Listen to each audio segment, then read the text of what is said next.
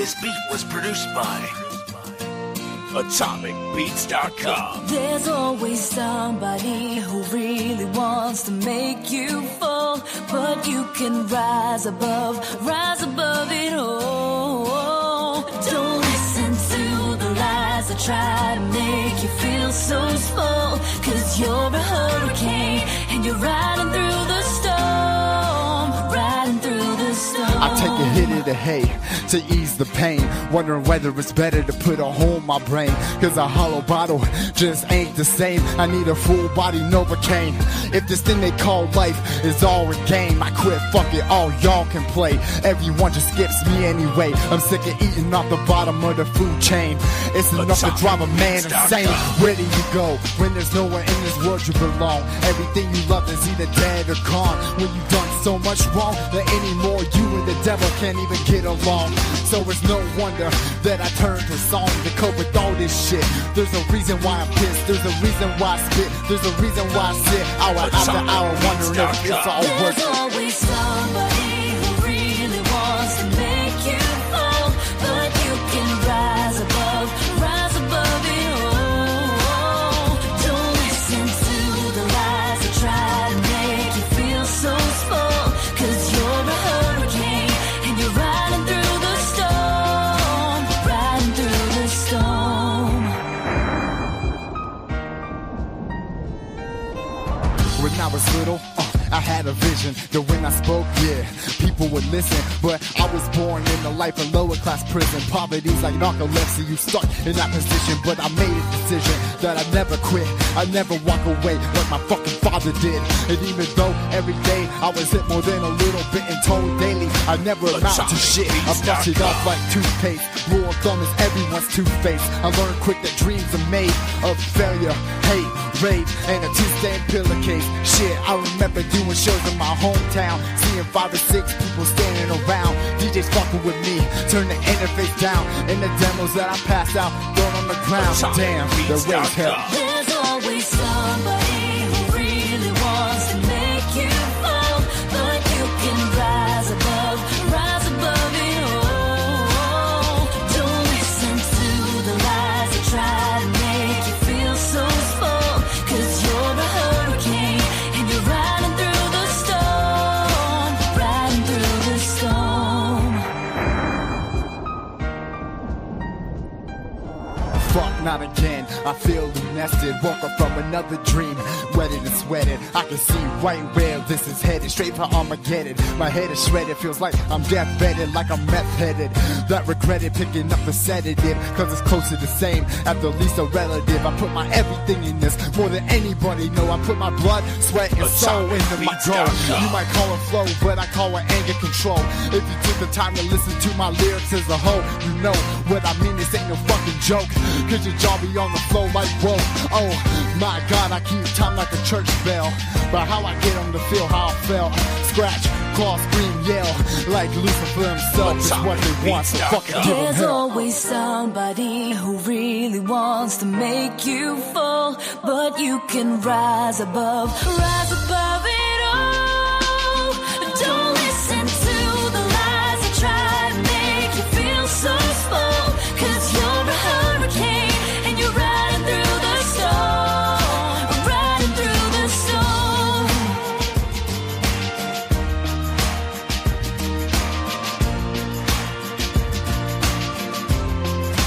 Riding through the storm.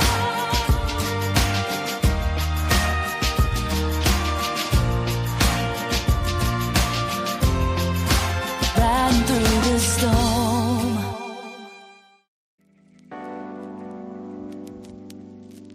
I figured it out. Figured out what? You know how we were wondering what we were gonna do for money and all, being as we don't want to get jobs and whatnot? Yeah? Check this out. Sin V style. These dreams ain't good for my health. Out of reach, up on the shelf. These dreams, yeah, of power and wealth. These dreams seem way bigger than myself. I take it to extreme. These dreams punch a hole in the wall and scream just to blow off some steam that can take people and make them machines. I'm talking these dreams, yeah, these dreams. These dreams tear me up like I'm slicing an onion. Cause walking in my shoes gonna give you a bunion. Cause not knowing where my next meal gonna come from. In my boy's funeral, cause the damage with gun done. Leave you confused like hitting a stun gun. I was coming undone when I just needed someone. So rap's where I go when I got something to run from. I'm a sucker for this shit, man, I must be a dum-dum. Cause as of today, man, we fall from pay. Still living day to day and pay to pay. Plus, we got a kid on the way, tripping. There ain't no quitting, gotta keep spitting. Keep ducking and dipping the venom. These haters keep kicking. And my dad said, boy, you better listen. These wild dreams you create ain't pushing weight or putting food on your plate. So better get your priorities straight. Cause these dreams ain't good for my health. Out of reach, up on the shelf. These dreams of power and wealth. These dreams seem way bigger than myself. I take it to extreme. These dreams punch a hole in the wall and scream just to blow off some steam. They can take people and make them machines. I'm talking these dreams, yeah, these dreams. I hate this shit, man, where's the fast forward?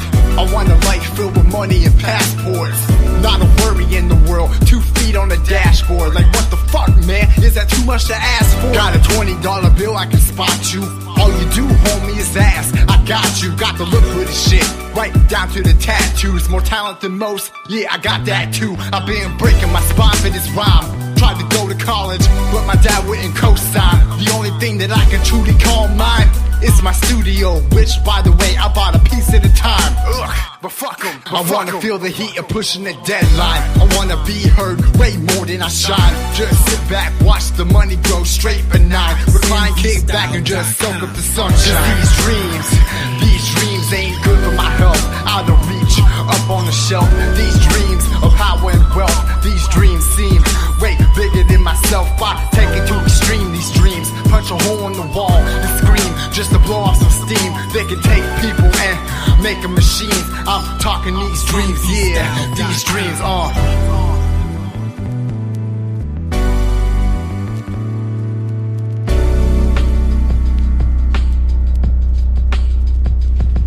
When they told me I couldn't, I showed them I can. But the hardest part about it, fam, is getting anyone to give a damn. But those that hold your hand every step of the plan, man, they fans. And the guy that winning, they like to make fun of them. And they come in numbers, at least 100 of them, saying my name, so I shout out some of them. But fucking man, look, I love every one of them. Cause it's all good, you know why? Cause I've come a long way from just sitting around getting high. Now everybody's salty, call 'em a small fry. If success means being a boss, then I'll be the bad guy. These dreams ain't good for my health. Out of reach, up on the shelf. These dreams of power and wealth. These dreams seem way bigger than myself. I take it to extreme. These dreams punch a hole in the wall and scream just to blow off some steam. They can take people and make them machines. I'm talking these dreams, yeah, these dreams ain't good for my health. Out of reach, up on the shelf. These dreams, yeah, of power and wealth. These dreams seem way bigger than myself. I take it to extreme. These dreams punch a hole in the wall and scream just to blow off some steam. They can take people and make them machines. I'm talking these dreams, yeah, these dreams, Do you have a dream, George? Well, I would if I could get some fucking sleep. You have a dream. And maybe you will accomplish it. But yet you failed. Why? Because I got caught. No, Marito. You failed because you had the wrong dream. I'm tired, man. I'm damn tired. Look, I've never been so sure of something in my life before. And it's dark. It's evil. Failure, never made it. My family devastated. A lifetime just wasted. Bitterness has been tasted. Because I never made it. My family devastated. A lifetime just wasted. Because I never made it.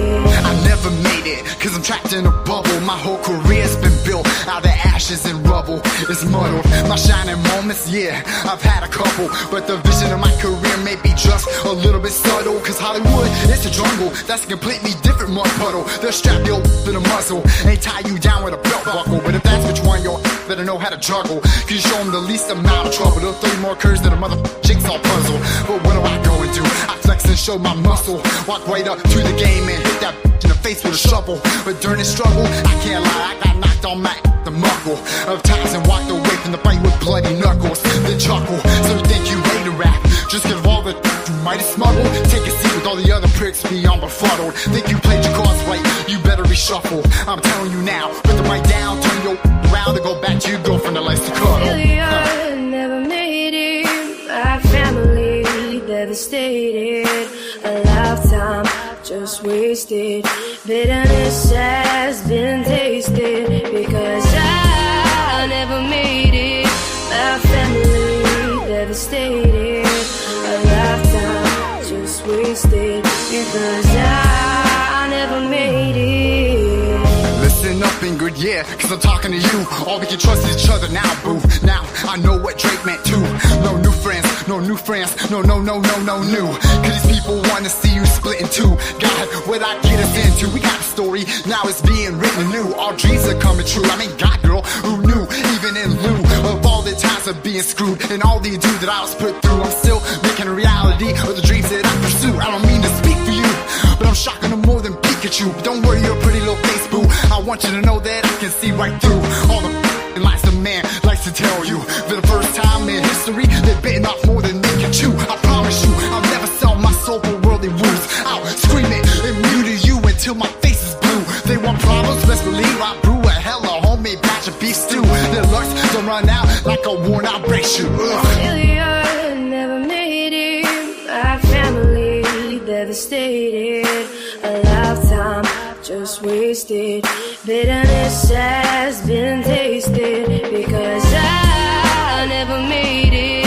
My family devastated. A lifetime just wasted because I never made it. Check it, I need a ray of sunshine to take this rain cloud and break it. I need to flip the world upside down and shake it. I've been the game, but no, we never dated. I shouldn't feel obligated to love her when I feel hated. But the game's like a liquor bottle, sometimes you gotta take it and use it to blur out how your life's been desecrated and black out all the problems that you created. Now, you see why it's translated as faded, do you? Yeah, I'm talking to him. Yeah, you, the one that's hiding behind this pen, the one that's writing this song, feeling sorry for himself again, playing the world's smallest violin, so good at giving advice when others ask, but when it comes to him, he sticks up his chin, not taking the same advice that he gave them. Funny how that works. Look, now you're a comedian. How you supposed to lead when you never fall with greater men? Answer that and maybe then you'll reach them. Failure, never made it. My family devastated. A lifetime just wasted.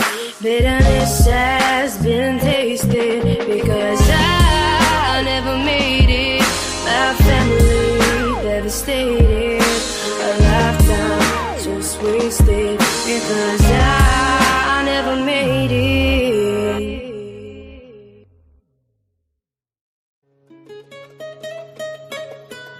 Yeah.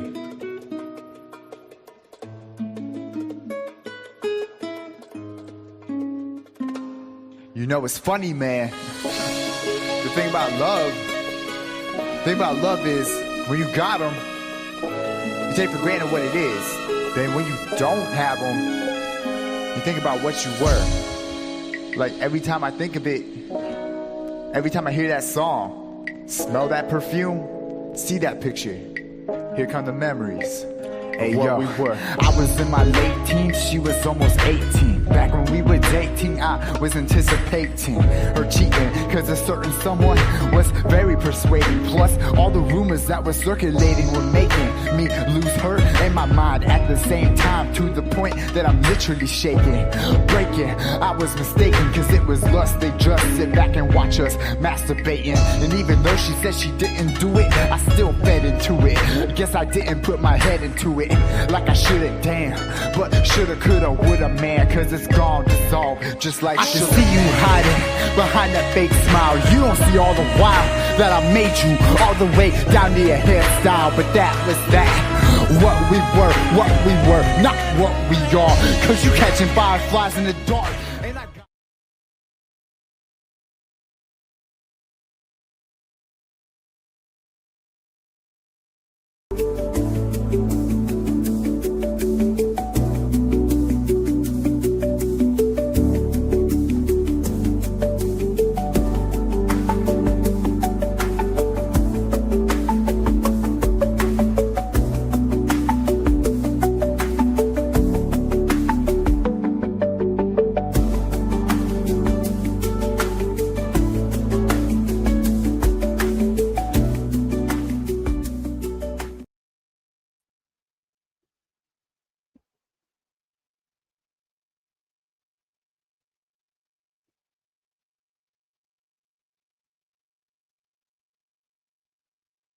My check 1 2 1 2. My check 1 2 1 2. July the 1st. We made it. Back from vacation. It's been a while. Me. Pick it up. Oh, okay, cool. Big shout out to everyone watching this Jrod on point. Very so happy to be here. Good morning. July the 1st, 2026. Big shout out to everyone in the chat. Big shout out to Amy Conway. Very so much appreciated. And Amy Conway also thanks all of y'all to please and thank you for pressing the like button. It's very so much appreciated. Putting a little bit of DNA in the like button. We promise ya and we ensure ya we will not utilize IGG techniques against you in the court of law. So my name is Jrod on point. I'm very happy, very gracious, very amazed to actually be here, still have this channel. Big shout out to Steel City Vibe. Big shout out to be here. Very so much appreciated. Popping up in the chat. Very so much appreciated. Thank you so much for being here. I want to thank everybody for being hitting us while on vacation. To the cash at the On Point family, all your donations are very so much appreciated. Thank you so much. You have given us a great vacation. Thank you. Very so much appreciated. So today, topic talking about the Idaho full Bryan Kohberger case. Kaylee Goncalves was the target. Forensic experts agree with Jrod on point. Amy, ain't that some bullshit? I need to stop. Like I cannot bring it back and come back to the, you know what I'm saying, YouTube true crime. And to the big channel too. This is gonna be later on past to the On Point Rican. Thank you for all those 600 plus strong subscribers over there in that On Point Rican. Listen, if you want to talk to me, if you want to talk to me in the comments, if you want to hang out, if you want to like comment and have a Jrod on point replying to you and having the chit chat, you know, I'm a full-time YouTube true crime content creator. I just been in vacations, you know what I'm saying? My bad. I have a life outside of YouTube. Okay. So Amy Conway said witness. And I know Amy Conway is talking about we've been talking in this channel for so long. And also people in the YouTube true crime community being like, but Jrod, why? Like, what's so important to put a target to this case? It's as simple as any other murder case. It's as simple as that. You have to know who was the target when it's multiple victims. You have to, as an investigator, you have to pinpoint what was the climax and what was like the catalyst, the top of the hill, what, who, where, and when was decided to commit this crime, and against who or whom or whose. Because in this case, in the Idaho 4 Bryan Kohberger case, as everybody well known, is 4 young adult victims in this case that deserve justice to the 100%. At this day today, it's been a so-called masquerade justice. I would like to say that it is a masquerade justice. Why I say masquerade? Because big shout out to the Baxter. Thank you so much for being here. Very so much appreciated. Baxter said, for perps. I would like to agree with that. Big shout out to the Baxter.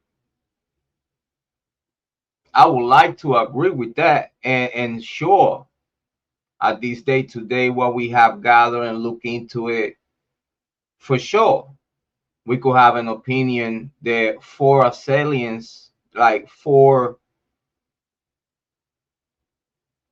perps, like 4 murderers, that even if from the 4 murderers, let's say if that was the case, 2 of those were actually the ones that inflicted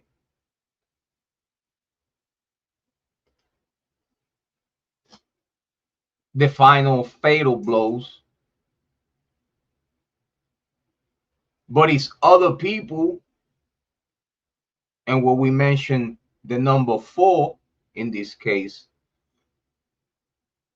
is a lot of people inside of the house, like to have only one person going in there in 8 minutes and cause the forensic damage that is already exposed in this case. Like at this day today, I like to feel very so sure to be in a peace of mind that after so many people went against me, after so many people called me conspiracy theorist, after so many people, listen, I'll tell you what, I felt totally secure and sure that the information that we've been providing since 2022 about the Idaho 4 Bryan Kohberger case, it been quite precise, and it's all on the opinion of a thesis, theories, that it comes out of facts. So when things come out of facts, big shout out to Noel. Thank you so much for being here. Very so much appreciated. Good morning, good morning, good morning. Back to the big channel. I miss ya. It seems that in this case is very so simplistic as pay attention to the details. And I'm talking about since the very beginning. Those people that actually sat down and paid attention and kept their bias and all doors of possibilities open, like myself. And then we start filtrating and we start having greater conversations of what we're gonna exclude out of those theories, theses, opinions that comes out of facts. Because again, it's always a he say, she say. Oh, hold on, let me not miss that. Amy Conway said new, prior, during, after all lies. Yes, I mean, they misguided the public under the basis of keeping the investigation intact. But that also gives the opportunity to ruin the whole investigation and divert the investigation and focus the investigation somewhere else when it's no information shared, or at least no accurate information shared, which is my opinion, that no accurate information outside of few facts they couldn't hide from the very beginning. As the passionate, they couldn't hide that. They couldn't hide the personal about it. That's key. And a lot of people don't want to have those conversations. Like, a lot of people don't want to sit in true crime and be the grown adult in the room. Like, I get it. Like, I did a lot of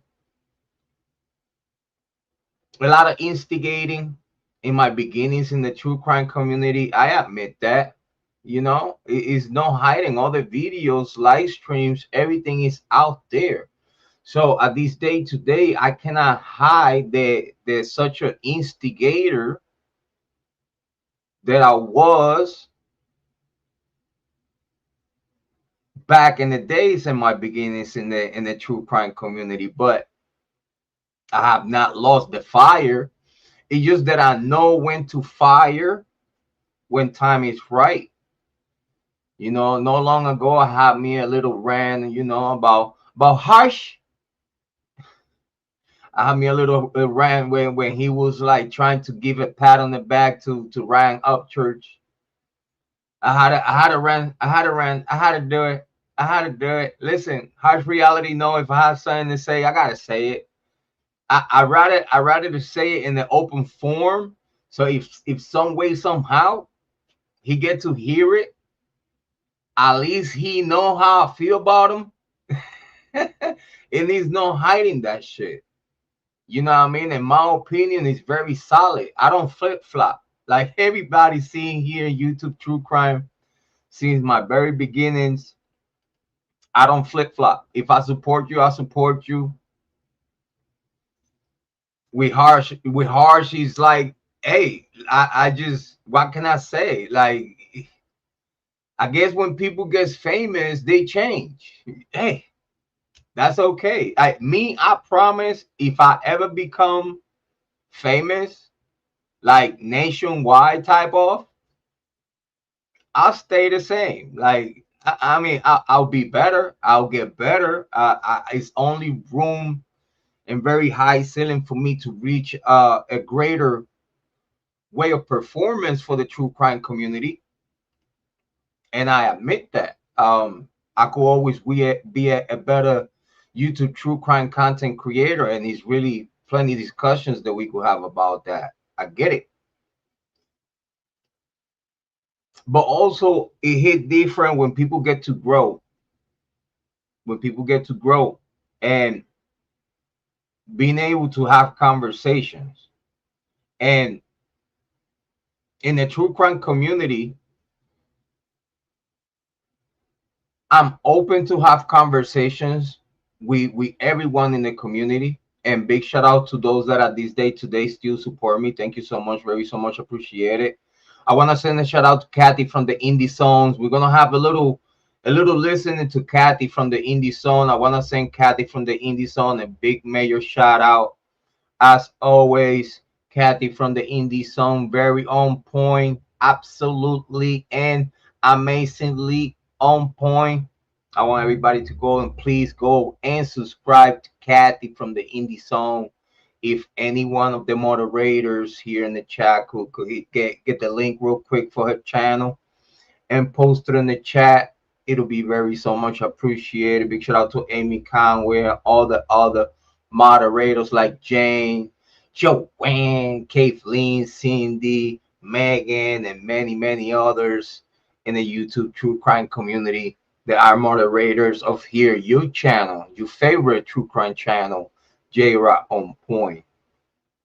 So I'm very grateful to keep having the opportunity to come to YouTube and have this conversation of true crime, especially about the Idaho Bryan Kohberger case.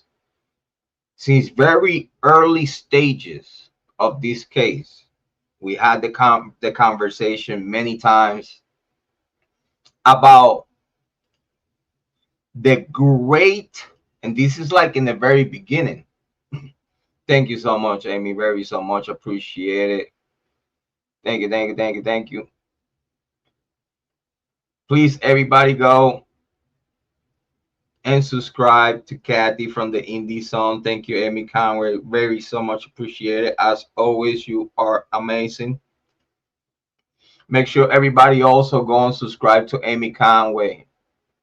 We try to get her channel to 1,000 subscribers, and hopefully get her monetized one day.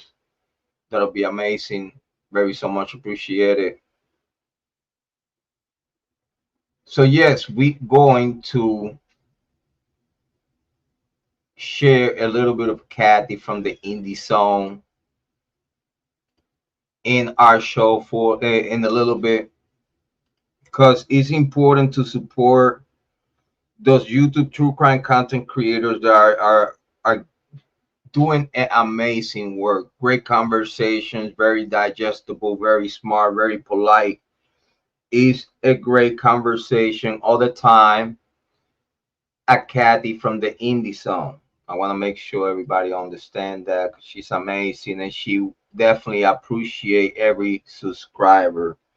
So I want to send the link here real quick. Please sub to Kathy. It'll be very so much appreciated. I'm here on the dark. Big shout out, and it hit different when you're sending a shout out to Kathy from the Indie Zone. Make sure everybody go and subscribe to Kathy from the Indie Zone. So why is important to know who was the target, what was the initiative, how everything started, and what was the reason, and who? A lot of people criticize me because I guess I was just paying attention a little bit more than other people. And I remember when a lot of conversation in the very beginning in the Idaho Bryan Kohberger case, before was even a Bryan Kohberger mentioned in this case, in the very beginnings, the very first weeks, it was a lot of conversations that pointed at Kaylee being the target. But before we get there, if y'all could please sit down with me, before we amplify that conversation, we have a listening with forensic experts talking about the latest details, the updated forensic details. Let's have a little respectful listening to our beloved Kathy from the Indie Zone. Okay, and let's show her some love. Hi, everybody. This is Kathy. I wanted to get on this June 30th, and the objective is to go over a topic that I know that a lot of you have been talking about here on YouTube, on other platforms. There's a lot of discussion going on my Spotify channel about the issue of Mr. Kohberger potentially filing an appeal. It's been a year since he pled guilty as he did on July 2nd, 2025, which came as a surprise to a lot of people. And then the sentencing proceeding was really quick. Usually, if you look at cases, true crime cases, sentencing will take place a couple of months, sometimes even 4 or 5 months down the line. And that there is very noticeable to see how quick even the family, even the Goncalves family and other family members took in very personal the aggressive way into the prosecution, wanted to just put this behind in the whole way of giving Bryan Kohberger a plea deal where you don't have to allocate. Like the whole plea deal in the court system, in the United States court system, the whole plea deal program is so taxpayer money doesn't go to waste. When the prosecution have a solid and definite case to win.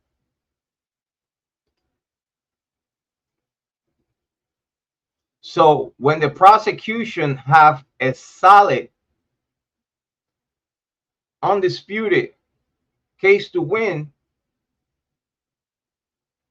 9 times out of 10,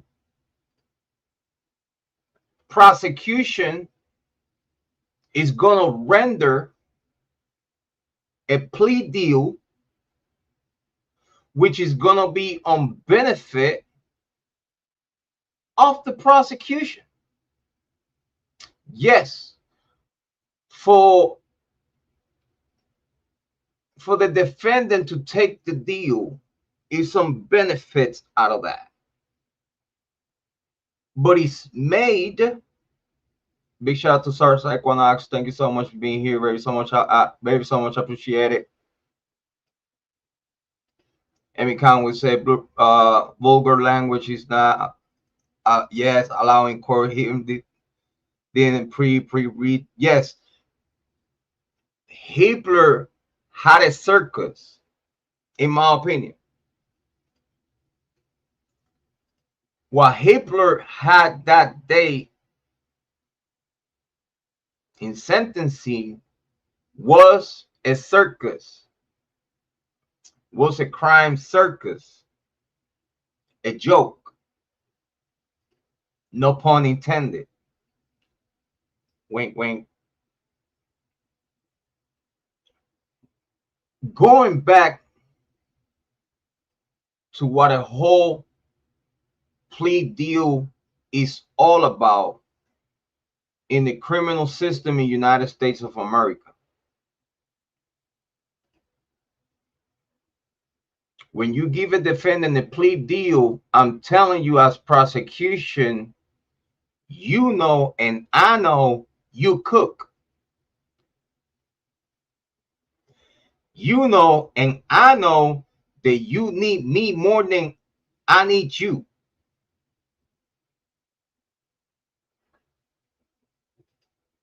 Here's a simple deal that I'm gonna give you. This is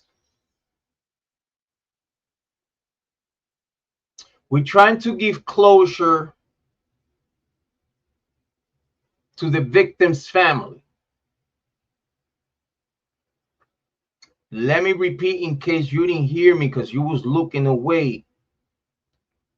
You know you cook, right? Right. Okay. Cool. So we're trying to give the family members of these unfortunate victims closure.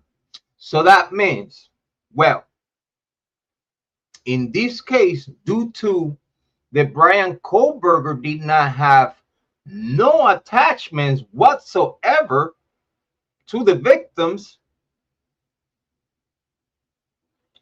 and Bill Thompson admits that he glad, he happy that Bryan Kohberger took the plea deal, because if this would go to trial, it didn't matter what he had against Kohberger.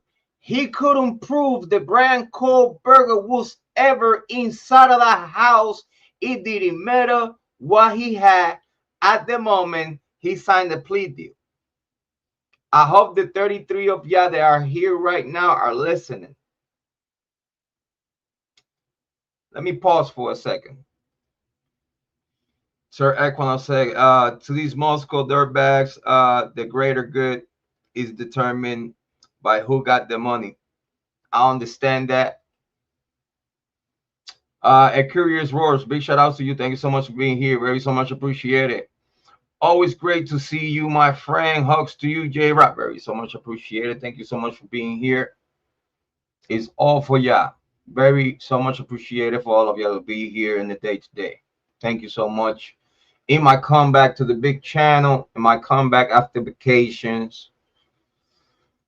So going back to Cook. So due to that, we're trying to give these family members closure. And you don't have, in other words, in this case, let's frame it back to Bryan Kohberger, okay? Which in this case, Bryan Kohberger, admitted by Bill Thompson, he couldn't prove that Bryan Kohberger was ever inside of the house. It didn't matter what he has. So now go back to, if this plea deal was given to the actual physical murderers, because yes, I would like to go plus on this. It's undeniable. It's undeniable. Murderers. We have plural on top of that, like a sherry on top. At this day today, please don't cook me in the chat. Listen, y'all did too much against me for many years, and now that I'm on the right side of the history, I just want to show y'all love. I just want to listen. I want to be humble. I don't want to be here raising the victory flag. Like, listen, I told y'all since 2022 and whatnot. I'm not here for that, because it's a bigger fish to fry.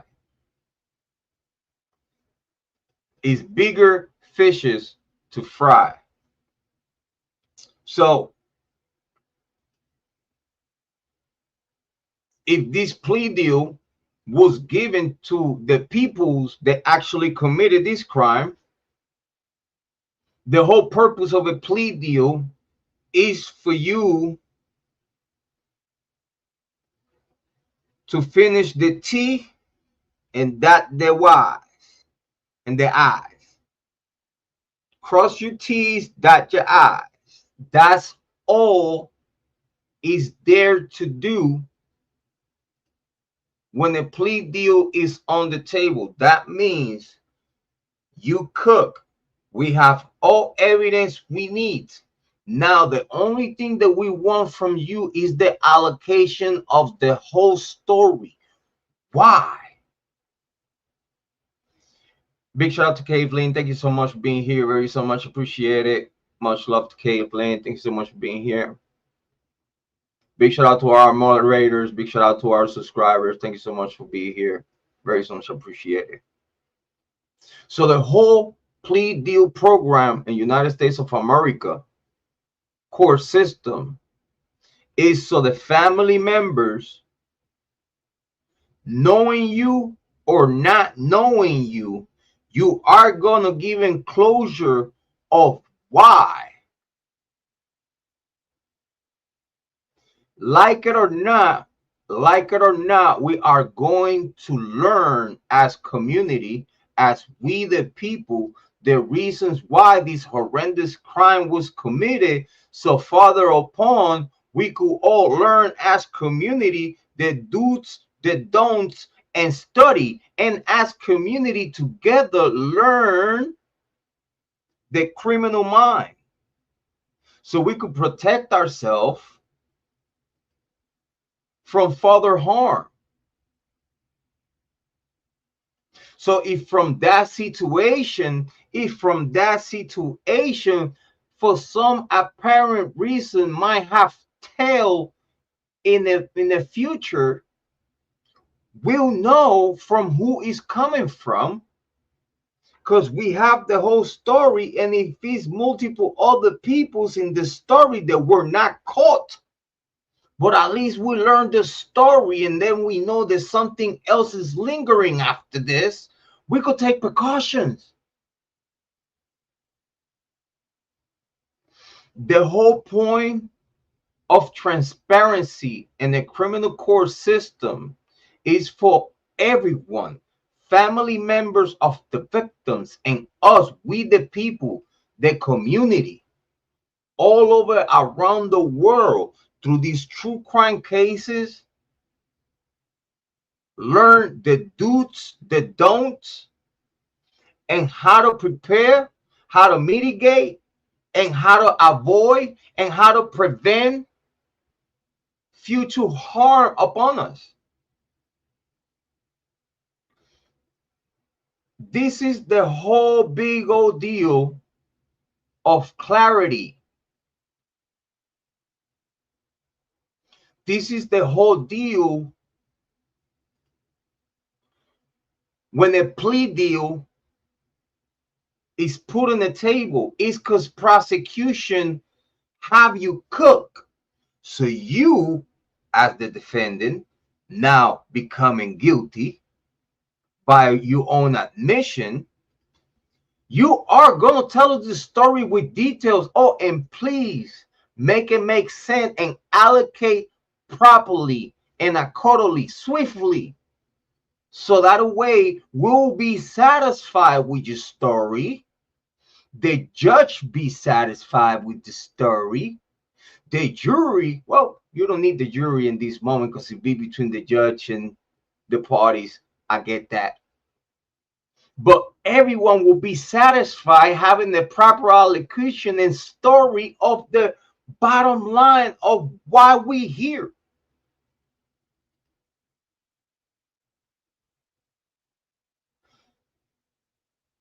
The best way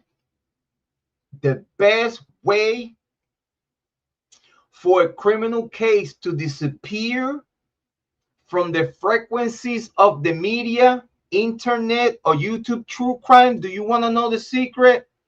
I'll wait.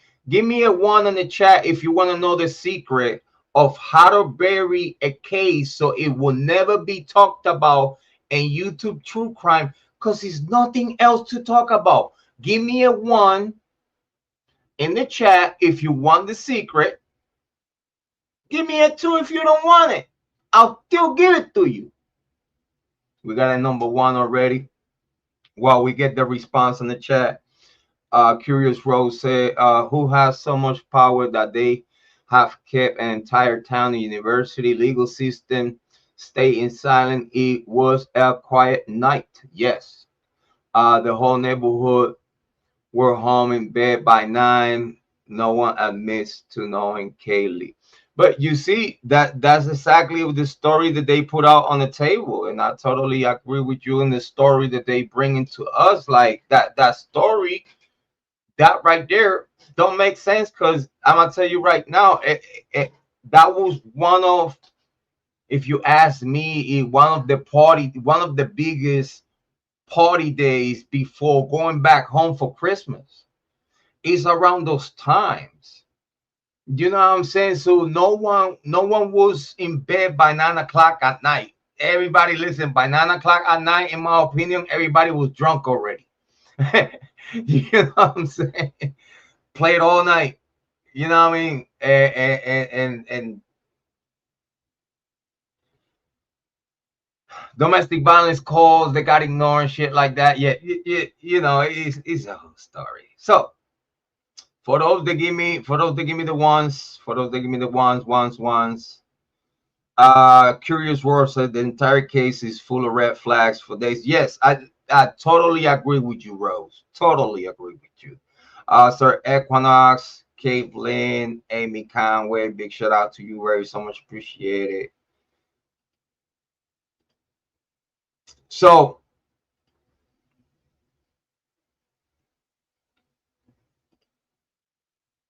the whole secret to bury a YouTube or a true crime case, so you don't want no one to talk about it ever again, because you know what? You know what's the big secret? Being transparent. Is that simple. Give it to the people exactly how it is. We all grown adults here. Like who you try to baby who? Why the family members wanted to be baby? This is grown adults, grown people. Listen, if you love, I'm be very truthful. For those that love their children, you as a parent, you always want to know what happened in the truth. Curious Rose said Narrative was memorized, and they all stick to it. Yes, they all stick to it. Doesn't add up. We still don't factually know when Santa and Ethan got home and why. You see, we have spoke about our theories based on facts about Ethan and Santa. But again, I guess I'm waiting, like I told you, in 2023, 2024, 2025. I'm still waiting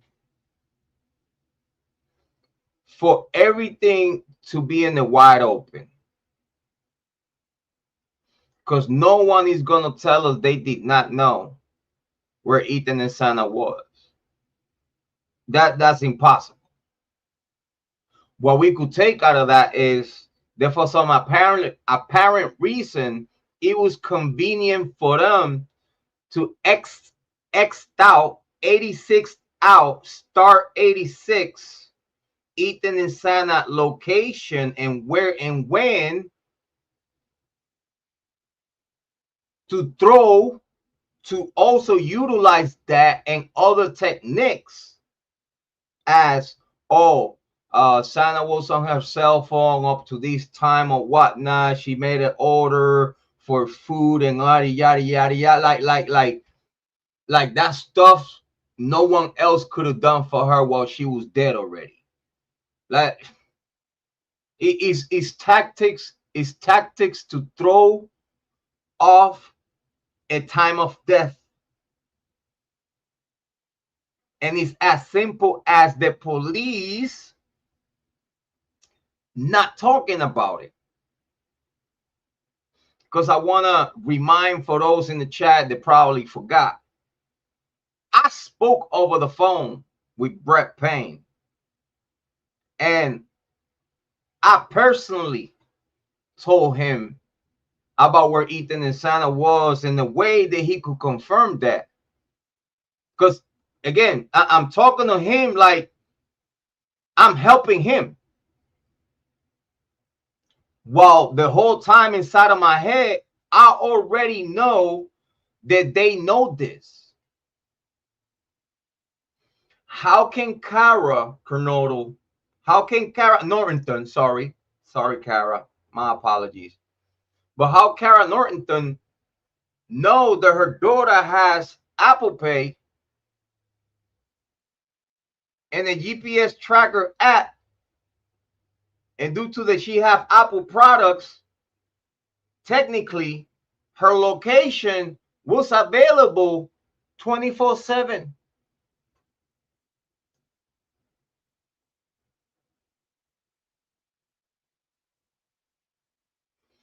Also, I told Brett Payne, Kara is willing to surrender like ASAP today,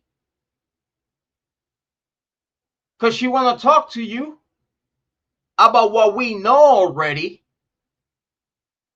about Santa and Ethan's location that you are ignoring, and we've been talking in this show for years. That I also told ya, big shout out to Kaylee, thank you so much for being here, Ravi, so much, I appreciate it. I also told you, but it's evident, the proof is in the pudding,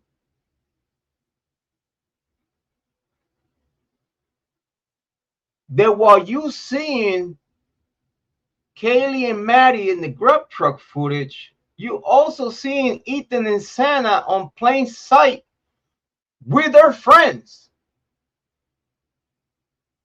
with their common friends.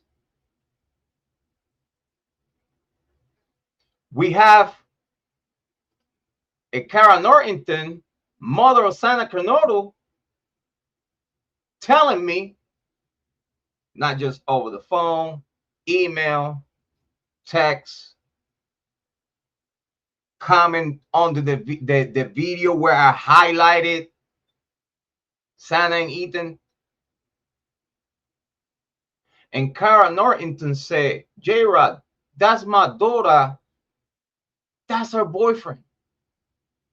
How can Moscow PD not see what we see? And how come that either father, how can in a criminal investigation, while you're showing the video with Kaylee and Maddie was at the grub truck and the same footage that you're showing them, you're showing Ethan and Santa, and you're not revealing that to the world? Because obviously it seems like the YouTube true crime community is blind. Only my subscribers, moderators, and supporters have seen what we all saw together. It's not an illusion. What, you're gonna tell me this is a group illusion that even Cara Norrington is participated on? The Nancy Grace, News Nation, and everybody else didn't want to hear the grub truck story, and it seems like they already knew, but it was in a hush hush. No one in legacy media wanted to allow Cara Norrington to speak her mind, because in the preps of a show, they talk about topics of discussion.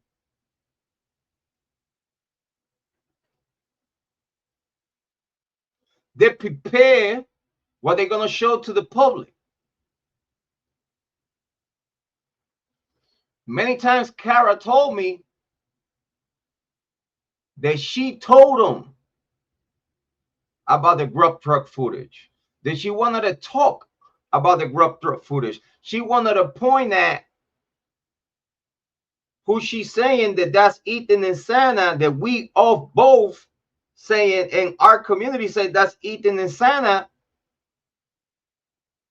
But conveniently, is a lot of YouTube true crime, big YouTube true crime content creators that are oblivious. They don't even want to listen. We have content creators like Harsh saying, like, no, in my opinion, that's not them. So his community of thousands and thousands of people gonna think like him, or if they disagree with him, he don't care. He don't care. But to take this as farthest as telling Brett Payne over the phone, in other words, I'm telling Brett Payne, prove me wrong. Because listen, I had him psychologically surrounded, mentally surrounded. He said, tell Cara, don't worry, she could surrender and we could have a conversation. We could have a conversation. And she probably won't even get in trouble. Because again, the same warrant that she have, it was a warrant that she always try to play with her. In other words, being unfair to her. We're not going to discuss the details about it. But in other words, it's just unfair stuff against her. Unfair. It's just unfair.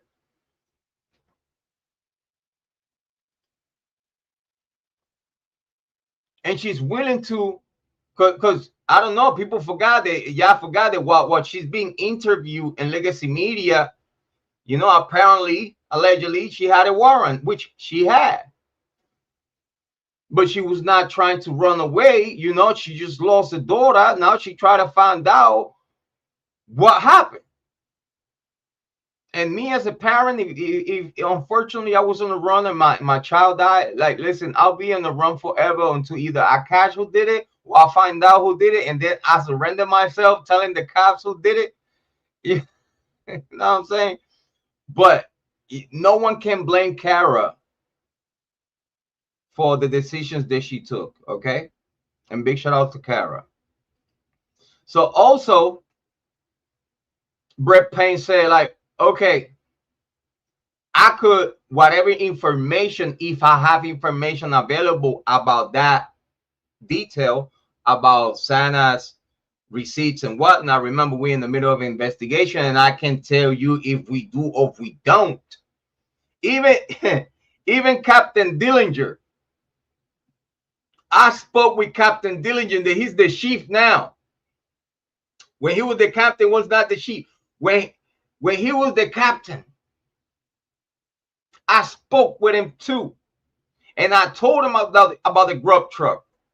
And you know what he told me? Well, I cannot deny what, man, about what you're telling me. Because we still under an investigation. When he said that, he told me everything that I needed to know.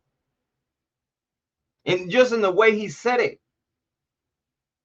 And then Brett Payne baiting Kara to surrender. So he was like, well, if I do or don't have anything as far as Santa's Apple Pay, which she paid, it seems like that she paid it for her friends and Ethan.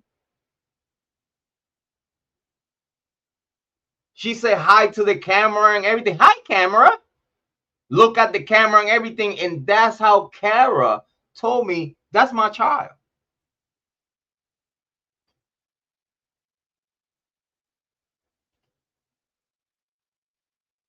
I heard people back then saying like, oh, Kara don't know what she's talking about. And I'm like, how dare you gonna tell a mother? If the mother go as fathers of reaching out to Moscow PD to get answers about this, and Moscow PD literally stuttered the way out of it, because she got locked up, and I bet you she never got told nothing about it.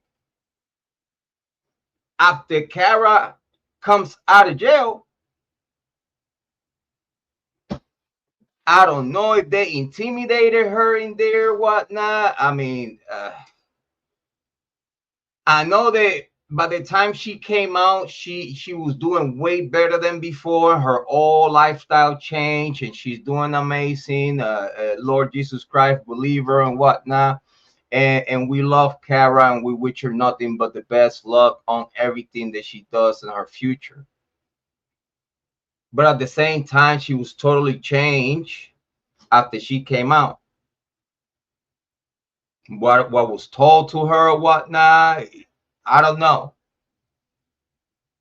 But at this day today, I could tell you that those days that we were talking over the phone and sending information about the case and everything that it was sent to her by many sources, she sent it to me and whatnot. We all agree. Okay, that it was no way, no how that Bryan Kohberger did this. This came out of Kara Norrington's mouth back then. to me. And she said it very clear, no way, no how that Bryan Kohberger did this. Who the fuck is Bryan Kohberger? Ain't no Bryan Kohberger did this to my daughter.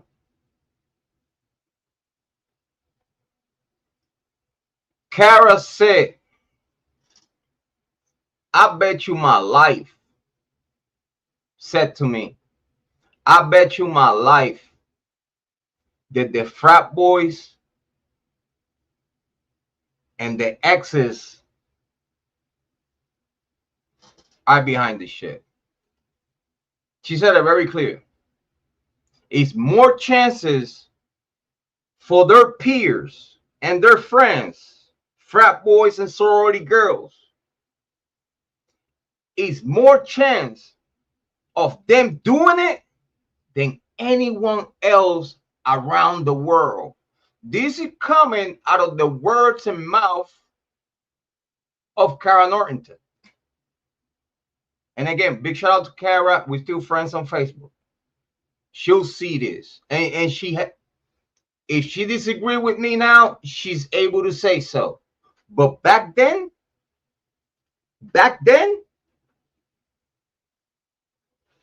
she tell you, it's more chances for their own friends to do it. And she included the roommates too. Don't worry. Kara wasn't playing. Kara included the roommates too. When Kara said that and said about the friends, she included the roommates. Yeah. That it was more chances that this was in home than from outside. In the circle, than outside. Which I always agree with her about this.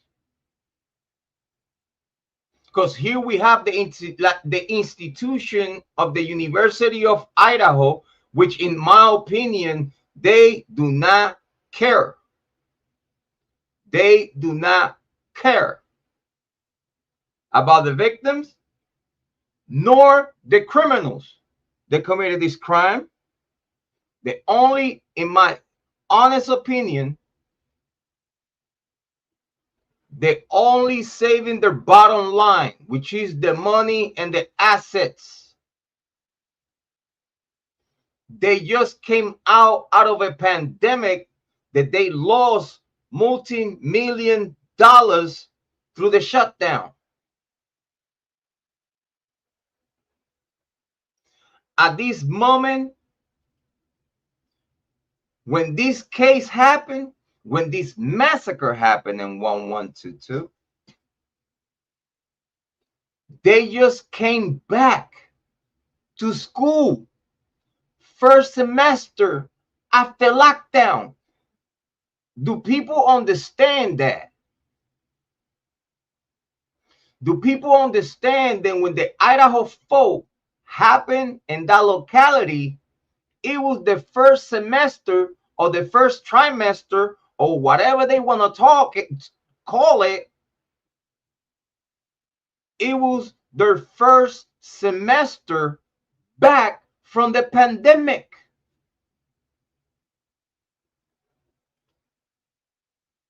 Then now we having all those people that didn't saw each other, boyfriends and not boyfriends, haters and not haters, everybody and their mother that they didn't see themselves like probably for a year and a half, locked down because the pandemic. Now you have a whole bunch of young students of the University of Idaho maxing out. And for those that are here in the chat, they know what maxing out is. They maxing out. They back to the jungle. They back to crashing out. Like they waited for a year and a half to come out and back to what? Fornication, sex, fornication, drugs, college lifestyle, party, drinking, sex tapes. Because again, people forgot that. Listen, this is happening on every single university in United States of America. In my opinion, I don't know who you think you're talking to, but you know how many sex tapes in a wet are of college students passing each other's girlfriends and whatnot. And do you think that after you allow your girlfriend to get run through by your friends, do you still think that that's your girlfriend? Or don't you think that you girlfriend that you allow your friends to run through her, don't you think that when you turn you back and you don't have time, but they do, they're gonna be up on you, girl, when you're not around? Oh, but you want to be the cool guy. You want to be the cool guy. You want to be the cock. It's called a cock. I could, listen, all due respect, I could only imagine what was going on inside of that house with the characters that we know at this day today. The characters around that house. The characters around the house.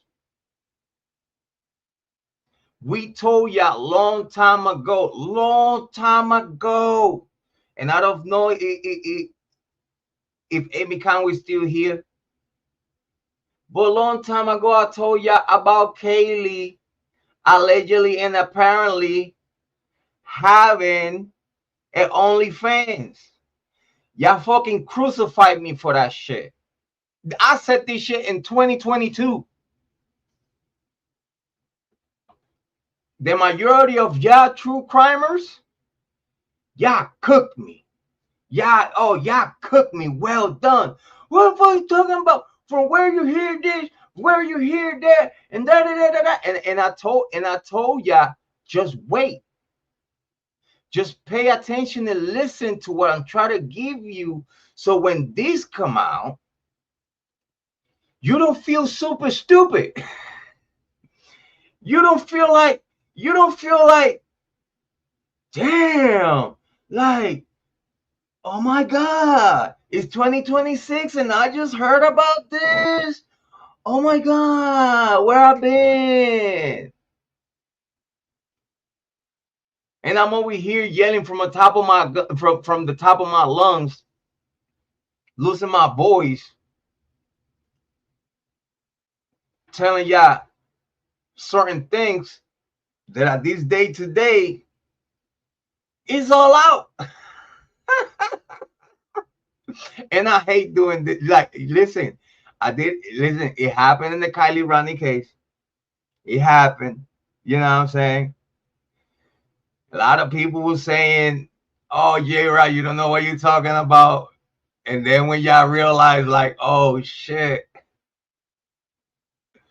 they really covered this shit up. All right, so cool. So now that you know that Jrod on point, his expertise is on finding out when the police and the criminal system of the United States of America is not doing their job right. I guess that was my whole purpose of being here in YouTube True Crime, to sit here and while everybody's saying like, oh yeah, he guilty, I'll be like, is he? Let me see. I do a little homework. I'm nosy. I'm nosy. I'm that nosy neighbor that no one like. I'm that one neighbor that you know is gonna snitch. I'm that neighbor. I'm that neighbor that I know if you're selling drugs. I know who's doing stupid shit.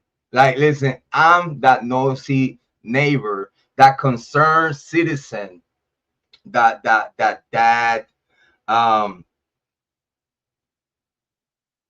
it's okay, we could show that. I'm that person that is gonna make sure the community is safe. Call me what you want, don't call me broke. But listen, I'm here in YouTube True Crime, okay, to help. I'm not here to create records, even though if I'm creating records while I'm trying to like bring some justice, but it comes all out of a good heart. Okay, it comes out of a heart that I just want justice for the victims. Okay, if it comes that, you know, we have talked about these things since 2022, 2023, 2024, 25, and now in 2026 we actually get a little pat on the back. All right, cool, I take that, but y'all need to know this is not for that. Yeah, I do me my due credit. I do that because it seems like big content creators here in YouTube, they either scared of the small YouTube true crime, or they just don't care to the point that as long as I don't talk about them and I don't talk about what they talk about, or I don't highlight them in the conversation, they're gonna stay in the shadows.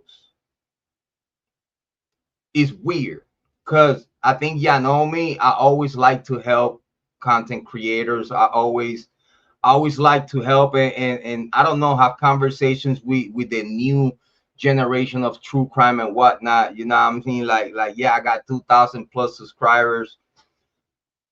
I'm happy. And any content creator that is lesser, that have lesser subscribers than me, I always try to help them. And I get a pride out of that. I get a happiness out of that, to try to see other YouTube true crime content creators succeed. So when all my information comes full circle, I have to give me my little pat on the back, but move on. Because what's important here is the conversation by itself. Okay, it's not about the messenger, it's about the message. And in this case, it's very important to understand that the story the government has given us is not it. Let's get back to Kathy from the indie song. Let's listen to her for a little other second, and then we're gonna go back to the forensic experts with the whole conversation. Because there's some pre-sentencing activities that need to happen, or there just may be issues on the calendar. Yeah, this is going back to the prosecution, and I don't know why the Ann Taylor want to put this behind right quick. When the judge is available, the judge may have trials or something like that. But this case, it was lightning fast when everything happened. So as I was setting up this live literally 20 minutes ago, as we do, you know, God forbid we ever plan something out.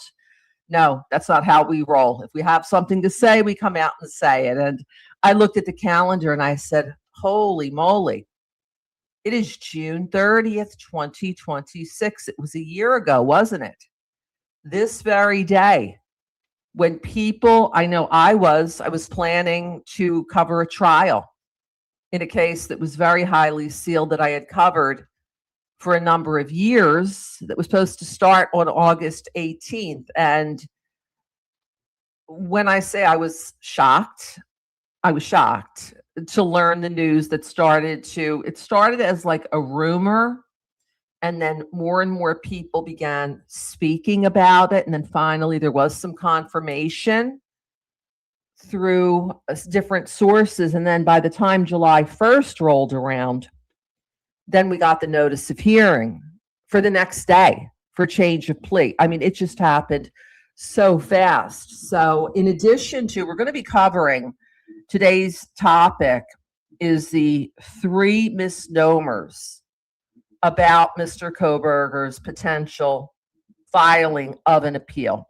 But I just wanted to spend a little bit of time to recognize that it was exactly this date a year ago when most of us began to hear, or did hear, the news about change of plea. And we are live right now. We'll be replaying this later on and tomorrow for those of you that want to listen to it from the beginning or just are not around at this time. But we are live. We have live chat. So join us in chat. We have a few people here that I wanted to recognize. Leslie. Yeah, I got to tell you, Kathy is amazing. Big shout out to Kathy from the Indie Zone. And yes, I want to say, what's your opinion about Bryan Kohberger? Do you think that he will appeal or he will not appeal? Should we make a What y'all think in the chat? Give me a 1 in the chat if you think that Kohberger is gonna appeal, or give me a 2 if you think that Kohberger is just gonna sit it out and just take it like a take whatever destiny was meant for him. Take it like a man. Right or wrong? Like, right or wrong? Do y'all think he gonna stay in there and take whatever it was given to him with a 2, or he will appeal with a number 1? I see some ones. I see some ones in the chat. Big shout out to y'all. Big shout out to Kaylee. Big shout out to Careers Rose. Big shout out to Sir Equinox. Big shout out to Fade Away. Thank you so much for being here. Very so much appreciated. Thank you so much for those ones. Sammy Conway safe. No appeal, in my opinion. He was never in jail. Oh, how many times we've been talking about that? We wait and see. Kaylee say he's not going to sit it out though. You know what? I agree with both of y'all. I agree with the ones. We love y'all too, Curious Rose. We appreciate y'all. Thank you so much. I want to make sure that all the comments are on the screen, because every single comment is very so much appreciated. Thank you so much. I want to encourage the 44 people that is watching right now. Get in the chat, get in the conversation. Today we're talking about Idaho 4, Bryan Kohberger case. Kaylee Goncalves was the target. Forensic experts agree with us, and I think it's time for us to have that conversation. Let's listen to the experts.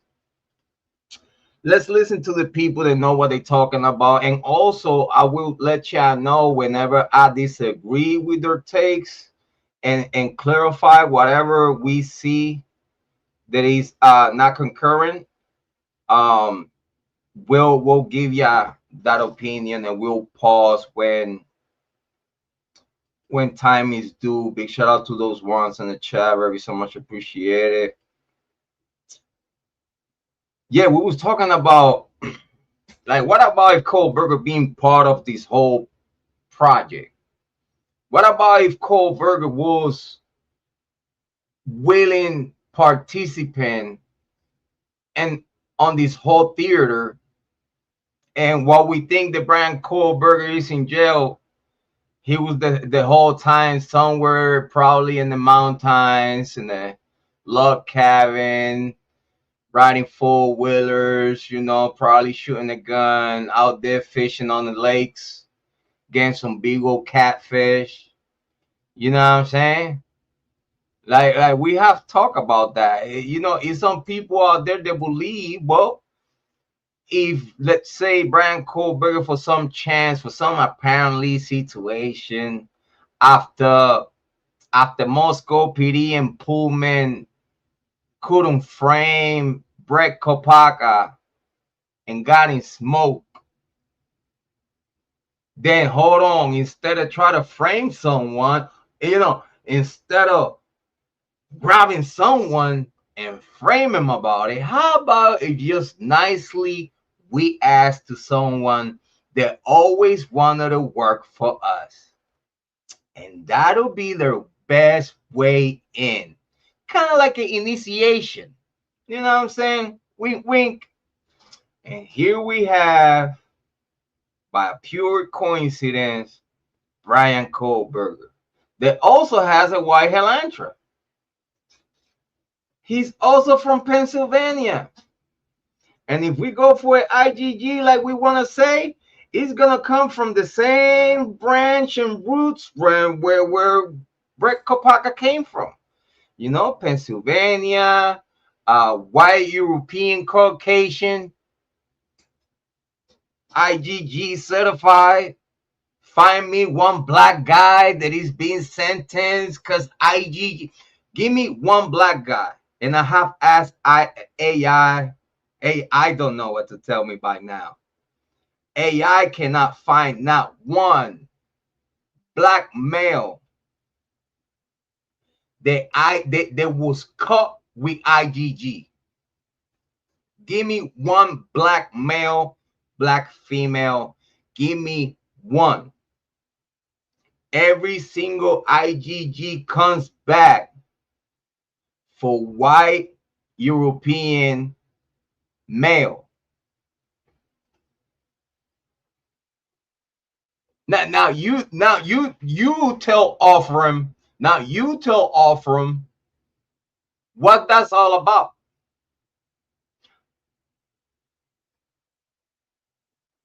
What is it? It's just pure coincidence that all the IGG cases that y'all have handled comes back to a white European American Caucasian from the East Coast? Stop. More coming after the commercial. But let's listen to the professionals and the forensic experts here in YouTube True Crime telling you that they agree with Jrod on point about the target of this crime. Most likely was Kaylee Goncalves, and they might tell you the reasons why. I already told you my reasons in 2022. Now in 2026, let's listen to pros. Those that comes out of, legacy media, the people that know what they talking about, right? Do y'all remember y'all was telling me like, oh, you don't know what you're talking about, Jrod? What make you think that? Like, do you have receipts? Stupid. Let's listen to the experts, the forensic experts. Let's listen to what they got to say. Big shout outs to you. The link is gonna be on the On Point Weekend on the description, and they're gonna be tagged on this live stream that is gonna be later on in the On Point Weekend. Make sure if you want to talk to Jrod On Point in the comment section, if you want to talk on my posts and commentaries and all that, here we are exclusive live stream, and that's it. I don't even come and say hi in the comments no more.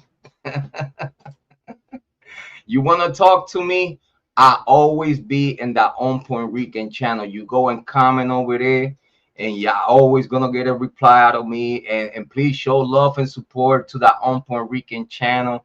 Subscribe to the On Point Weekend channel. You only helping yourself to reach to me and talk to me whenever you want to. So big shout outs. Let's continue.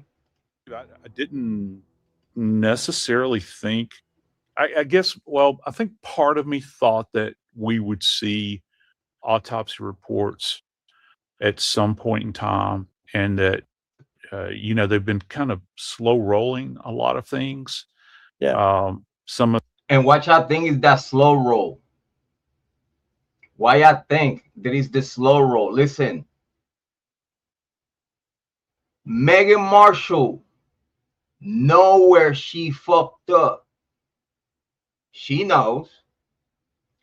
Judge, he know his participation and where he fucked up. Judge know his participation and know where he fucked up. Do you want to know the biggest thing about all? Bill Thompson and Ashley Jennings know they fucked up.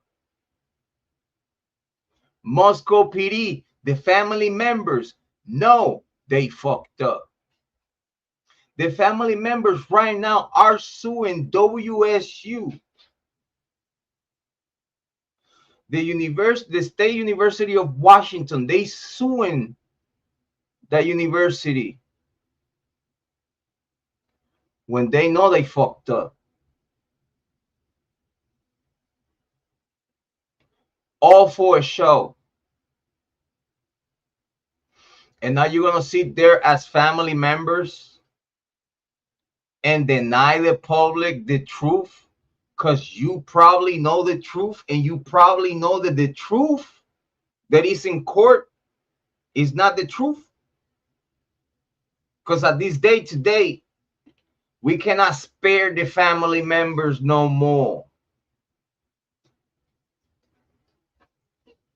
With the information that we have at this day today, we cannot spare roommates, we cannot spare ex-boyfriends, we cannot spare friends, haters, we cannot spare family members, sisters, brothers, we cannot spare no one. at this day today, what we could do is we a form of respect and education talk about what it seems like is facts through opinions. Because that's all what we've been doing here. We've been giving you our opinions, our theses, our theories based on facts. Again, I'm not going to render an opinion just to give you an opinion when I don't know what I'm talking about. I have to give you a precise about it. So let's continue. It's been quite shocking. And I'm not being met, I don't think right now, with the same level of shock that we'd seen previously, but these documents that were in fact released just a few days ago are as shocking as anything involving these cases that we've come across to this point, because they are truly, right now, in my opinion, they all terrify. If you ask me right now, they feeling the pressure. The truth always gonna come out. Some way, somehow, the truth always gonna come out. And this is why they are under pressure right now. They don't want to give nothing. They don't want to give no documents. They're gonna give you every single excuse. Like the family members, oh, I don't want people to see blood. I don't want people to see this. I don't want people to see that. And we over here humbly and respectfully disagreeing, at the same time as grown adults being like, dude, we really don't care how you feel. We don't. Like if you don't care about the truth coming out when everything looks this bad, I'm sorry to give you my honest opinion, but you are part of the problem as a family member. And God forbid, because again, the proper investigation was not done at all. From the top, from the very beginning, the whole investigation, and they are blaming it on no experience. They want to say they neglect this case. They want to say they neglect this case for the lack of experience. So how can you say that when you have the opportunity to give this case to the state troopers? You could have given it to the sheriff department. You could have given it to anyone above Moscow PD. Moscow PD, even though if they have jurisdiction, but if you know as a department that you don't have the personnel and the tools, no, actually forget about that. You might have the tools, but you don't have the personnel to utilize those tools accordingly. You good as nothing. So there comes leadership. Now there comes leadership. Now there comes the leadership of the University of Idaho. They are in full control of the Moscow PD department.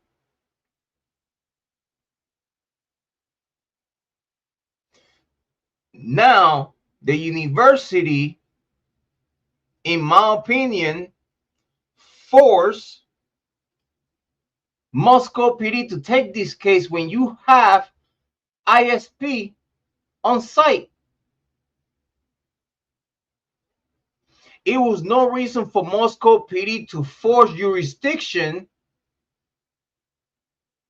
when you know that you don't have the personnel or the experience. Like, I mean, you do, Captain Bennett. That's the only officer, detective we experienced, Captain Bennett. that you have to actually investigate this case, and you made him look like he was the liaison between the university, the families, and the crime and the investigation. So obviously, when you do that, you telling us that Captain Bennett, not Brett Payne, was in charge of the investigation, because even Captain Bennett was coming out in press releases as the lead detective.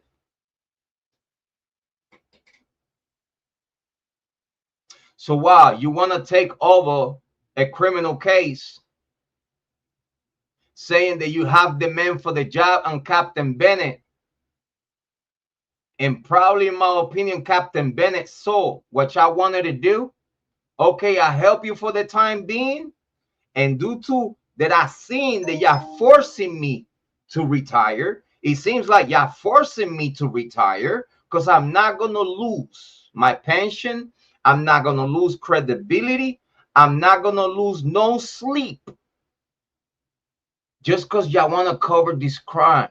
So you know what I'm going to do? I'm going to help you out. I'm going to be in the press releases. I'll be you lead investigator to pacify the family members and the whole world. And guess what? Whenever you're going to fuck it up, I'm out. And here comes Brett Payne. The Goncalves told Legacy Media that they did not know about Brett Payne until Bryan Kohberger pop out. Now you tell me that.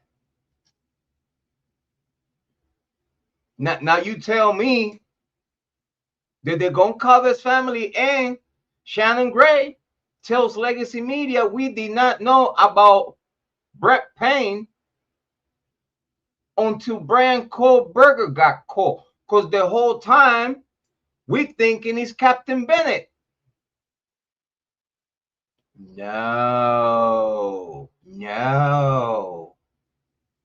We're gonna make you. We're gonna make it look like we got the best of the best in the business. In our police department, that is gonna pacify the family, pacify the students, pacify the staff of the University of Idaho. Gonna put everyone and everybody in the locality in peace, because the right man for the job is in charge. And then whenever it's time to actually fuck it up, we're going to put the rookie in. And then if this ever blows up on our faces, we are going to blame the rookie. And guess what? At this day today, the rookie is working for the University of Idaho. Guaranteed job. That's called job security. You know that? In some places around the world, that's called job security. And I think Brett Payne did that with no problem. He was excellent.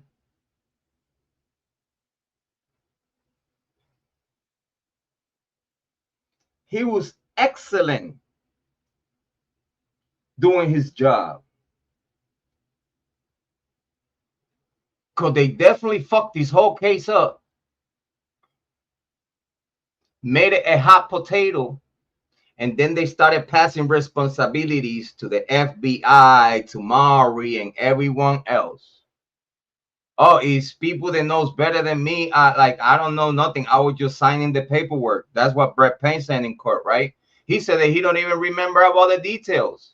Probably because he was never involved. Right?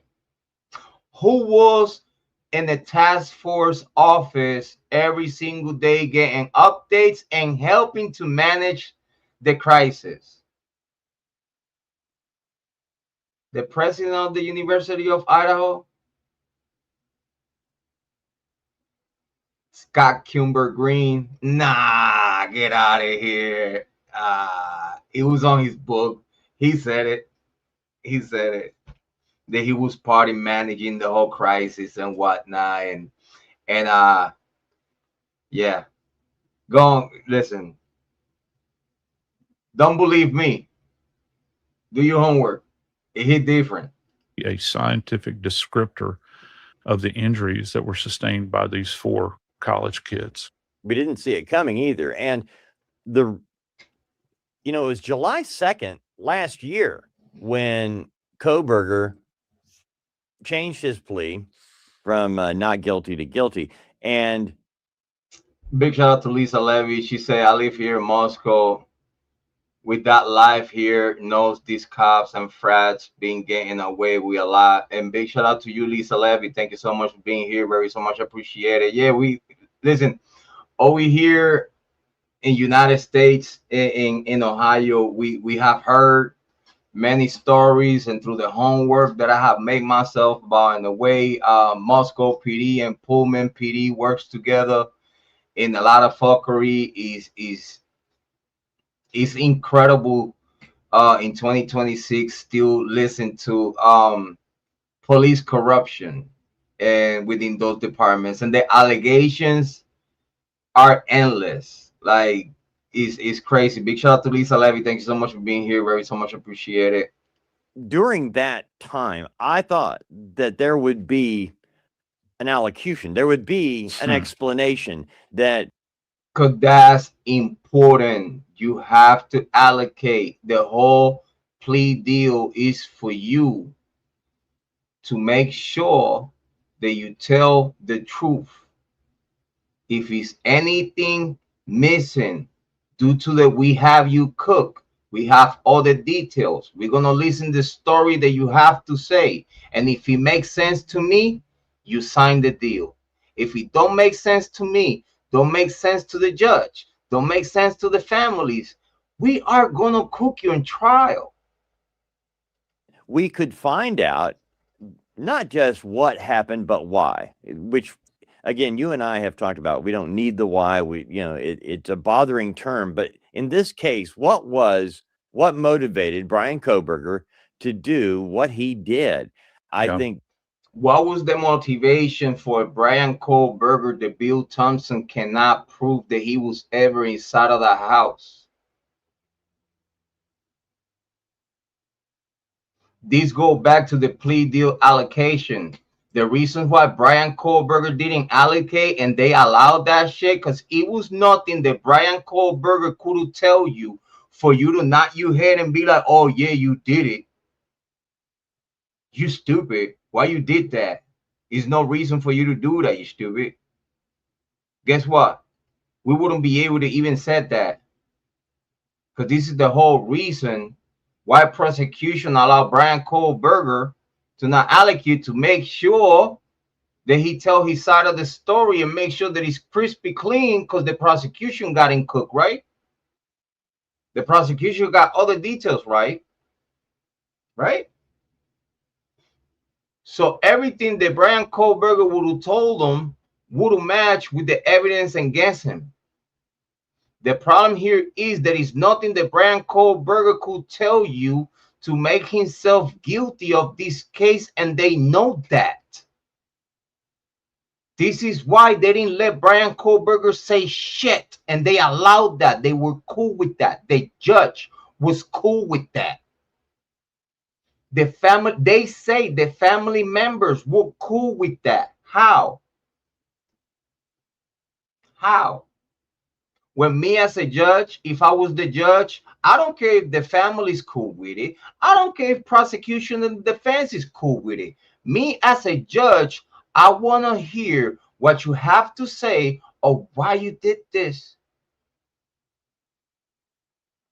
If what I'm hearing out of you is not concurring with the evidence, and you just saying it probably to say someone else on this and this and that, or probably self a corporation behind you or in front of you or whatnot.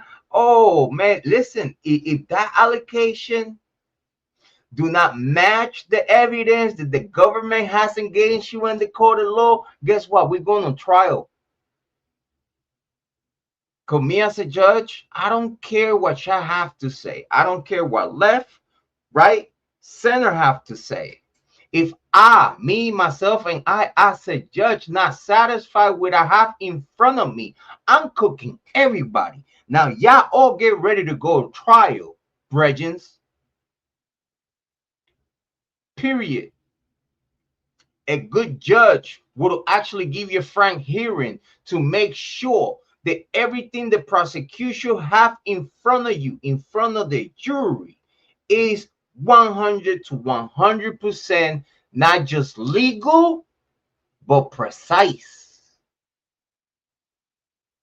Not just legal, but precise. That's the responsibility of the judge. The judge know when the prosecution is some bullshit. The judge know when the defense team is some bullshit. They also know when never they are on the right to say so or make a motion of. They know. They know when it's right and they know when it's wrong. They know when they do. They know what they don't. And the only thing that we saw out of Hitler was pat on the back for the prosecution and give it tough time and even arguing against the defense team for the prosecution as a judge. Is you serious?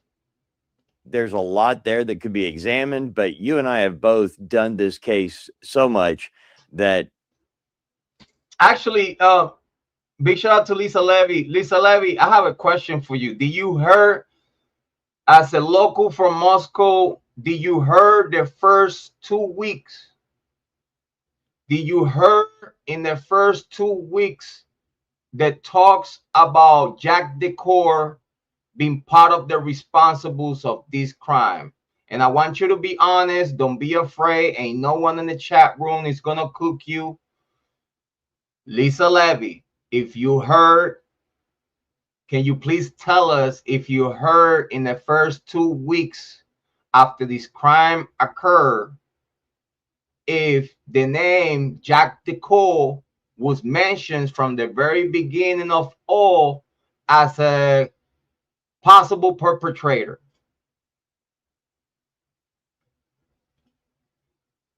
Lisa Levy said yes. Yes, yes, yes. And this is the reasons why, and Joe Jack Showalker, yes. So this is the reasons why I told you back then that it was the reason why Olivia Goncalves came out of nowhere telling the news media outlets to share the opinion that everybody should stop gossiping about what's going on in this case and wait until the police conclude their investigation. The only reason why Olivia Goncalves said that was because all the tips to the police, which I told you, all the tips, it was against Jack Decor. And don't worry how I know that. Every single tip. This is why they want to hide the investigation materials and the tips. They want to hide everything.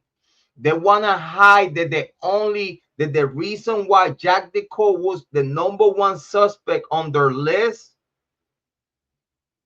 in my opinion, is because he and his friends were the killers. In my sincere opinion. And I get cooked by big content creators saying like, oh, Jrod Point don't know what he talking about because the Aryan Nation did it. You see Ethan, Aryan Nation, the A of Aryan Nation, you see they carved down Ethan's front head. Oh, but also if you turn that backwards, it could be a V of Viking. Stupid. And y'all know who it is. Y'all know who it is. Y'all know who it is. It is many YouTube true crime content creator with numbers,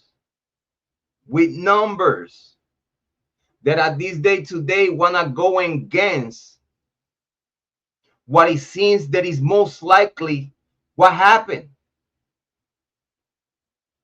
Having the frat boys, Lisa Levy said, we still have 5 unsolved deaths here in Moscow. All the same way, guys, dressed all in black with face masks, all stabbings, non-solved recently. Look it up. I will look it up, Lisa Levy. Thank you so much for your commentary. We appreciate you. Thank you so much for being here with us tonight. Thank you so much. Hopefully we have you here more often. Big shout out to Lisa Levy. Thank you so much for being here. Very appreciate it. We will look into that. Let's continue. The idea of having to mention that guy's name again just drives me batty, because the victims here, we have got to stick with them. You know, with Kaylee, I think she was the target in this whole. What he say? Bam, bam, bam, bam. We're talking about a forensic expert telling you what I've been telling you since 2022. Now in 2026, a forensic expert, after their discovery of the report come out, they get to assess the same take that I told you in 2022. That the idea of having to mention that guy's name again just drives me batty, because the victims here, we have got to stick with them. You know, with Kaylee. And we still stick with the victims at this day to day, and we don't stop talking about this case onto proper resolution. At this day today, the water is too muddy with Bryan Kohberger. The whole investigation, the whole frame of it, and the way they put it together, everything is foul. They know that, and that's why they don't want to let go the files. Let go the files. Open everything up. Why you over redacting? Why you redacting conversations that don't have nothing to do with personal data? You redacting information that we supposed to listen to. Protecting who? You're not protecting John Childs. You're not protecting personal information, because you over redacting more than what legally you supposed to redact. You covering the state fuck ups. That's what you're doing. Because you know in the back of your head, if you let go, if you open the files of the whole investigation or have that first warrant from Megan Marshall was inquired, what was given to Megan Marshall for Megan Marshall to get the warrant of fugitive of the law against Bryan Kohberger, if they show what they give to Megan Marshall for Megan Marshall expedite that shit, and they see the vitality of that information, that it was zero, somebody should go to jail. Somebody should lose their job. Just for that. Because you know why? That was how everything started. That was the first key piece to have the ball rolling as a snowball effect.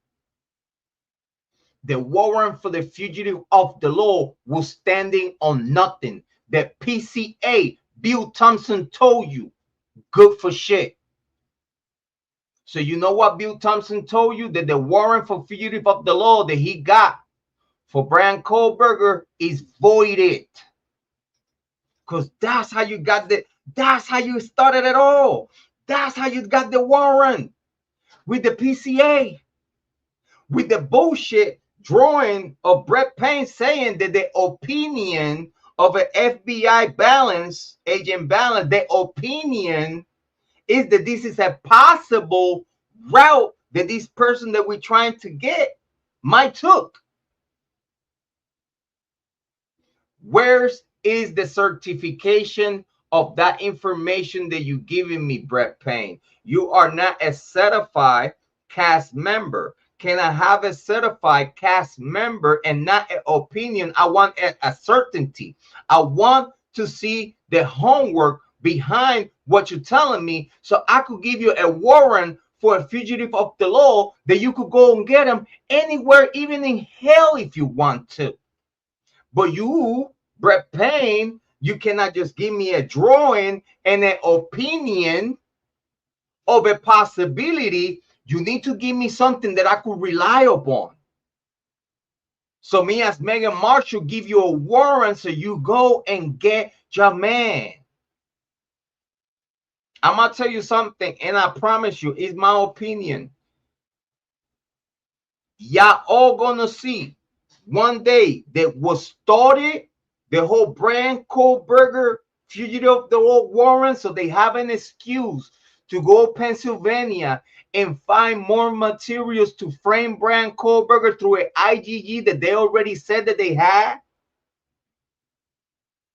But if you say you already had an IGG and the FBI telling you this is your man, when in reality the University of Washington police, security, whatever you want to call him, was the one that told Moscow PD where the next white Helantra was, or this Bryan Kohberger, and I tell you what he is. When y'all was saying that y'all got this information out of IGG work from the FBI, do you really think we're stupid?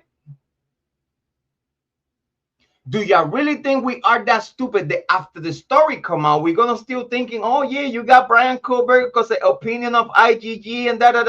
That's why you warrant. That's how you got your warrant to go to Pennsylvania. Psych. They all bamboozle you, and I was telling you from the very top that everybody was being lied to. Let's continue. I think she was the target in this whole thing, and the Kaylee Goncalves is the target. The forensic details are telling you that.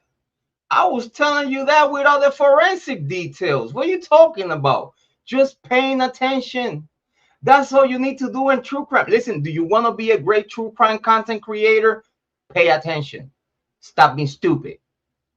By the way, just my opinion, just my thought. Kaylee Goncalves, and Maddie Mogan were together, Joe. Explanation that we could find out not just what happened, but why, which, again, you and I have talked about. We don't need the why. It's a bothering term, but in this case, what motivated Bryan Kohberger to do what he did? I think there's a lot there that could be examined. Big shout out to Lisa Levy. Thank you so much for being here. Very so much appreciated. Jack was mad at Kaylee was living. He has more motive than Bryan Kohberger, and I totally agree with you about that. Big shout out to Lisa Levy. Thank you so much for being here. Very so much appreciated. Make sure you subscribe to that On Point Rican so we could have you over there having great conversations. Thank you.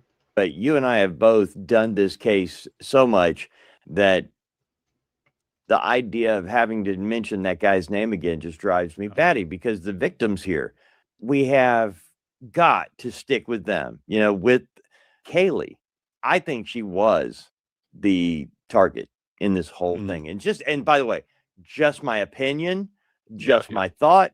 Kaylee Goncalves, and Maddie Mogan were together, Joe. Xana and Ethan were together, and then we have the other two people in the house. But Maddie and Kaylee, they were up on the third floor, and I've always thought one of them was the main target. Okay. And y'all remember when Steel Goncalves tried to make Ethan and Xana the targets? These are the things that we need to pay attention. The Goncalves family and news media outlets, they will try to make Ethan and Xana the targets, saying they didn't have to go upstairs and do what they did. They didn't have to go upstairs and do what they did. Talking like They went in there for Ethan and Sana, and after they kill Ethan and Sana, they go to the third floor to kill Kaylee and Maddie, trying to feed bullshit to the true crime community. And if you ask me, S is even worse if they actually knew what was going on. It gets worse if they did. Okay? But let's give them the benefit of the doubt that they don't know nothing, right? But they were still pushing the narrative that the criminals didn't have to go upstairs. Steve Goncalves said it very clear. They did not have to go upstairs. He said they. People is missing that from the very beginning of this whole case. But here we have forensic experts telling you, no, not just the gravity of the wound. Big shout out to School Venati. Thank you so much for being here. Very appreciate it. Big shout out to School Ma. Thank you so much for being here. Very appreciate it. We have forensic experts telling you that not just the wounds, primarily the wounds, but it's other details. It's other details that tells you that it was multiple assailants and multiple weapons. The wounds that they are telling you that were caused by a K-bar, it seems like they were made and those wounds were created. Imagine by what? A tomahawk.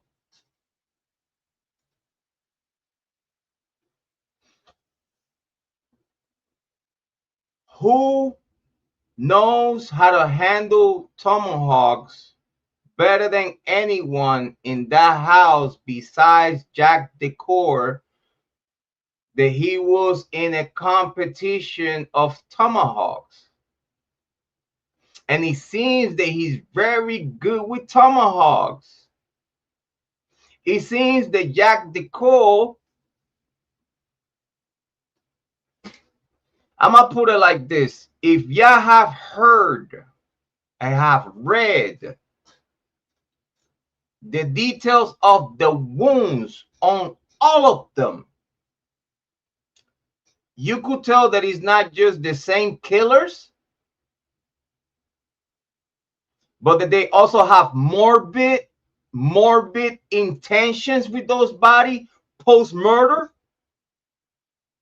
which that tells you post-murder is not 8 minutes.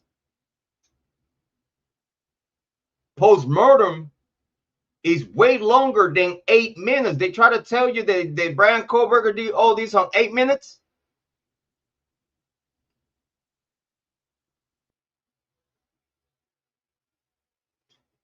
The forensic wounds tells you that a tomahawk, not a K-bar,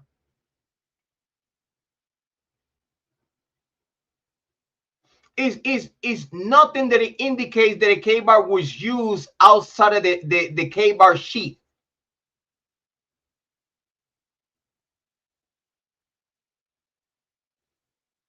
They cannot even compare the wounds on the neck, the stabs on the neck.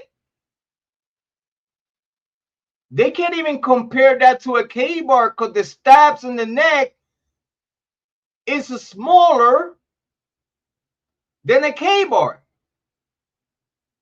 But what true crime content creators don't want to talk about that?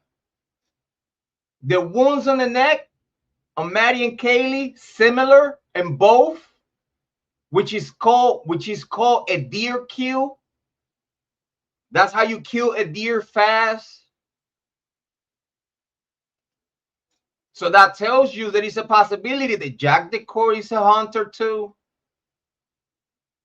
All those boys are hunters. Those boys, listen, what you don't have to be killing and You don't have to be killing dogs and throwing them to the side of the road and whatnot to start to becoming a killer.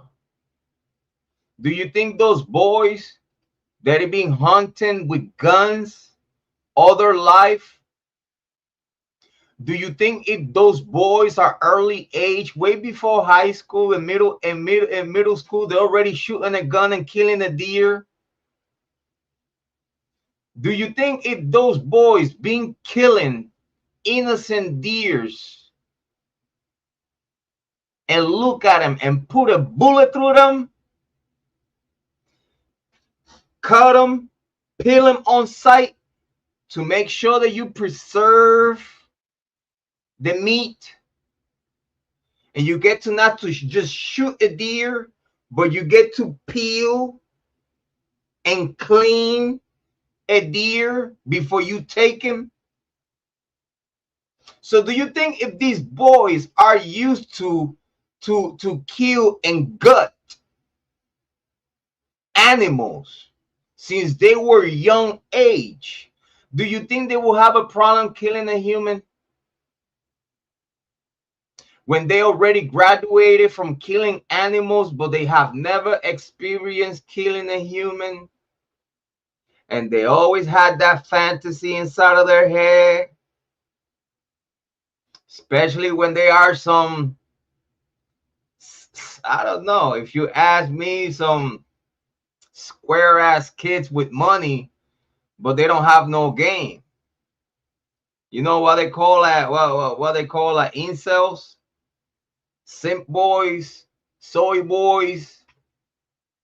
Because if you ask me, these young girls are way ahead of those boys mentally. Those girls are way ahead of those boys mentally. The boys are always stuck on, I'm the man, I'm the one in charge, and this and that. And here goes the girls looking at you like, bitch, you ain't in charge. I'll be with you today. As soon as you leave, it'd be somebody coming through the back door. I don't know who you fucking talking to.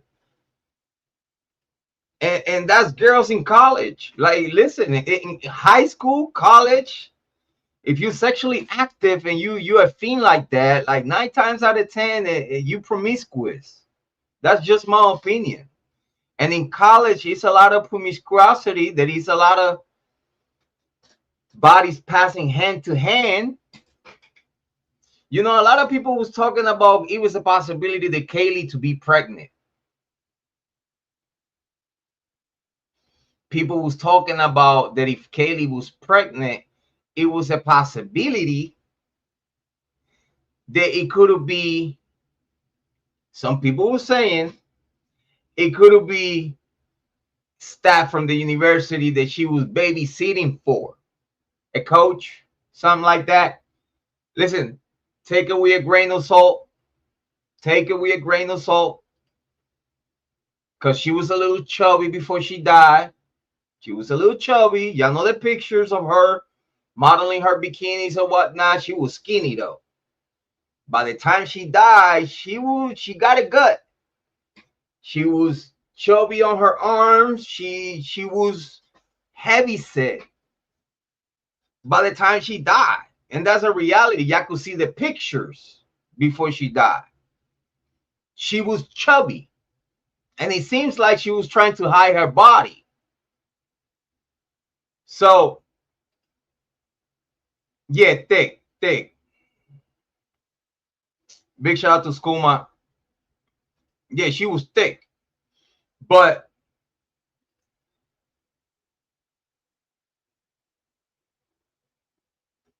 Lisa also said that Jack didn't want her to be doing the OnlyFans that we was talking about in the very beginning. I want a big shout out to Lisa Levy. Thank you so much for your information. So it was word in the street. Again, Lisa Levy, you don't have to confirm or deny, but we will appreciate you due to the, you say you are local in the locality. If you ever heard the same things I heard, please feel free to say yay or nay for the clarity of the public. Okay, but it was conversations. Oh, thank you so much, Kuma. It was some conversations of Kaylee being pregnant, but then here goes the whole forensic buffoonery.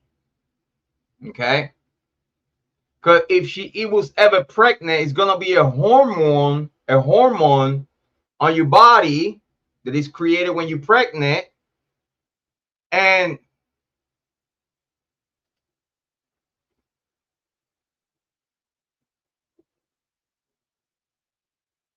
then now you know they said they got her. You know what I'm saying? It was some horrendous wounds on her belly area. Some people, you know, and some 4chans were talking about he digged the baby out of her. You know, they were talking about trophies. You know, they were talking about Kaylee being shot in the head. But then even the Goncalves heard, when they first heard the news about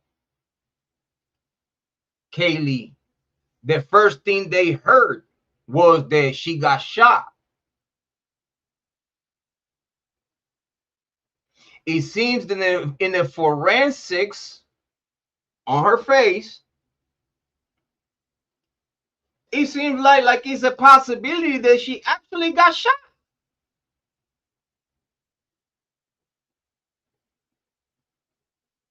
But then how come that if she was pregnant or she got shot, how come the forensics didn't tell you that?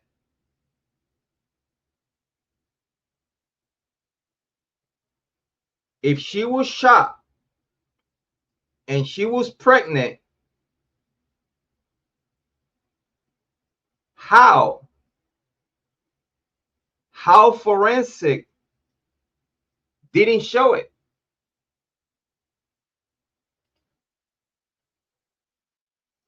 Why Moscow PD try to say, or we're trying to look for the angle of, did Ethan did it?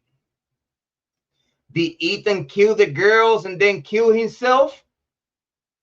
They were trying to push those narratives, but forensics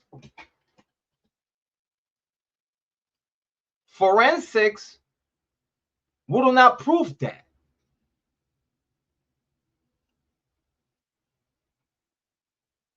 There it goes again, talking about taking trophies.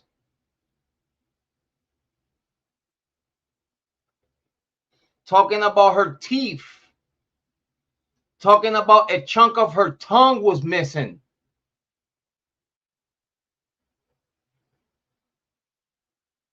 The extra damage on Kaylee that it was not done to the other victims.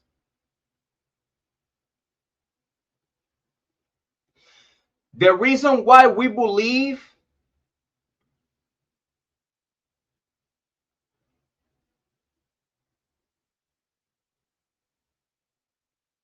that Kaylee was the target,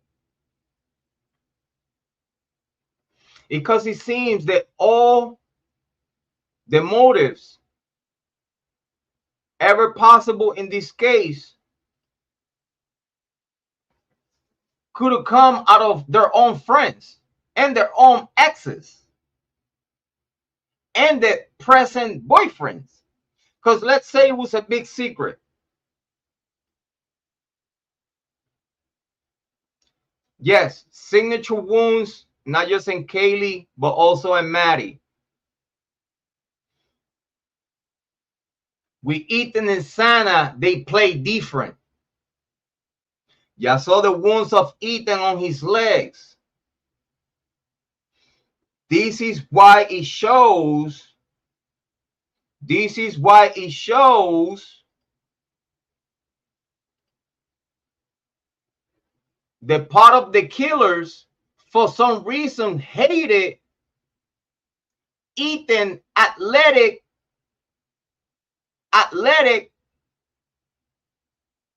physique. You know how we know that? In a way they X his leg. In a way they open his legs as an X wide open. That tells us that it was something within the killers, whoever did that, it was a person that hated Ethan's ability to be a sportsman and be better than other people in sports, especially basketball. If you ask me, volleyball, you have to use your legs to jump higher than other people. To hit the ball over the net, you have to be jump higher than other people. You need your legs for that.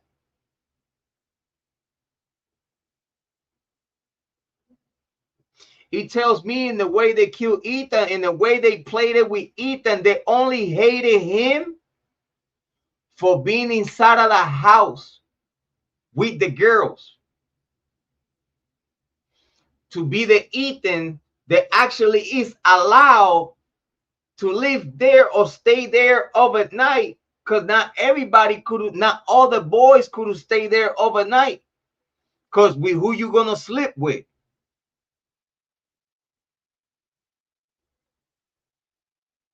And if you stayed there overnight, you definitely slept with one of the girls that they already have boyfriends or are seeing or dating someone. You see what I'm trying to tell you? A party house in the middle of Greek life community that every single neighbor, every single person in that locality surrounding that house, everybody knows everybody. If you ask me, the majority are on Snapchat talking about it right after, well, before it happened, what was happening, and after happening, it was conversations on Snapchats about it. Why we don't hear the government with a warrant for those Snapchats that are being talked about for years? That must be gone. But that could be recuperated. That could be shown to the people. That could be something that we could be talking about it today. How, if Kaylee was shot or pregnant, those details never got to the right forensic expert? You know how?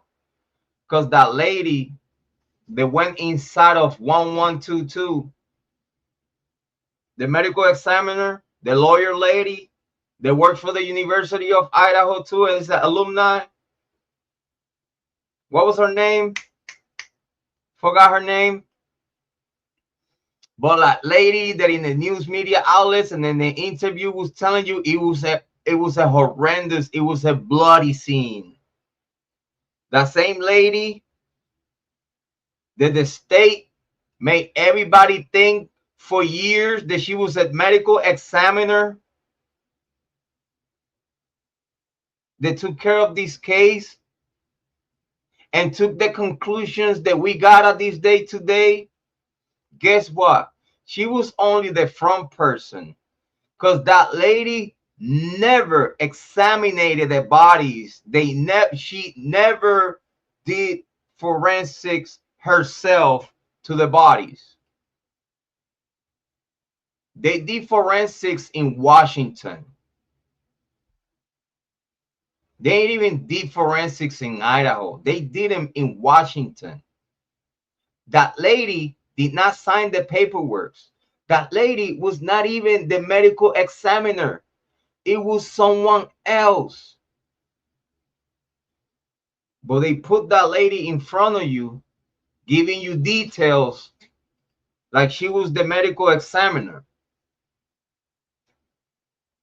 If you want details of time of death, around time of death, what really happened to the victims, and which weapons would listen. These forensic experts, they not just told you the Kaylee Goncalves could be the target, which that could tell you who could be the killer or the killers, but they also tell you that the medical examiner needed to be flying into the scene to do a proper scene work with the cops. You needed to have Mabot, but Mabot didn't do nothing. That's the problem. Where is the record that Mabot, when she went in there and took her notes and see what she saw, where's the report that she shared with the medical examiner? The forensic experts will tell you that they were supposed to fly the medical examiner all the way from Washington to the crime scene ASAP, because she was the one doing the whole medical examination, not Mabot. So when Mabot was telling you, oh yeah, I just let the cops do what cops do, and then I went and pick up the bodies. Because in my opinion, what she did, she only did the coroner duties of going in, pick up the bodies, and go. But you were supposed to have the medical examiner. They were supposed to do the forensics on these people. You were supposed, Moscow PD was supposed to have them on site to witness the whole scene, and through their experience and expertise, find how could this went down, because that's part of their job, sharing with the cops their opinion of how that could have went down. That same medical examiner was not in the crime scene. If you want to hide forensic details, make sure that the EMTs and the medical examiner don't know nothing but what you want them to know. Big shout out to everybody watching. It's Jrod on point. I'm not going to keep you for too long tonight. This is my comeback. Hopefully y'all like the show. Very so much appreciated. Big shout out to everybody that was on the show. Big shout out to Amy Conway. Big shout out to Lisa Levy, Lisa. Big shout out to Scuminati. Big shout out to all of y'all. Very so much appreciated. I do appreciate y'all for y'all love and support. Thank you so much for being here and showing love to the channel. And make sure y'all go and subscribe to the On Point Weekend for more of these exclusive analysis by your own favorite true crime content creator, Jrod on Point. I'm very humble, very gracious to be here this amazing morning. Thank you so much for everyone that participated in the chat. Make sure y'all subscribe to the On Point Weekend. It's on my homepage. You're gonna see the On Point Weekend. Make sure y'all go click like, subscribe, and share the content. I think we have a very positive live stream today. The turnout was amazing on this day today. Right now we still have 54 viewers right now concurrent. Thank you so much. I appreciate each one of y'all. Thank you for watching. Make sure before y'all go to click like, subscribe, and share the content. Please make sure, if y'all love me, hit the like. Is very so much appreciated. But big shout out to Scuminati. Big shout out to Amy Conway. Big shout out to Lisa. Big shout out to Kaylee. Big shout out to everyone that you will see on this live stream. And hopefully y'all got a great deal of information from Mademoiselle Levy, Jrod on Point. And as always, your favorite brother, your mother's favorite son, the black sheep, Jrod on Point, the yin to the yang, the ting to the tango. I appreciate y'all. Thank you so much for your love and support. And as always, believe in yourself, because I believe in you. If I did it, you could do it too. I ain't nothing special. I believe that you're gonna take the best decisions in your life for yourself and for everyone around you. Love yourself and take care of yourself so you'll be able to love and take care of others. Love ya. Thank you so much for your support. And I'm gonna leave ya with your favorite song. My favorite song. You So Sexy. Have a good night, everybody. I appreciate ya as always.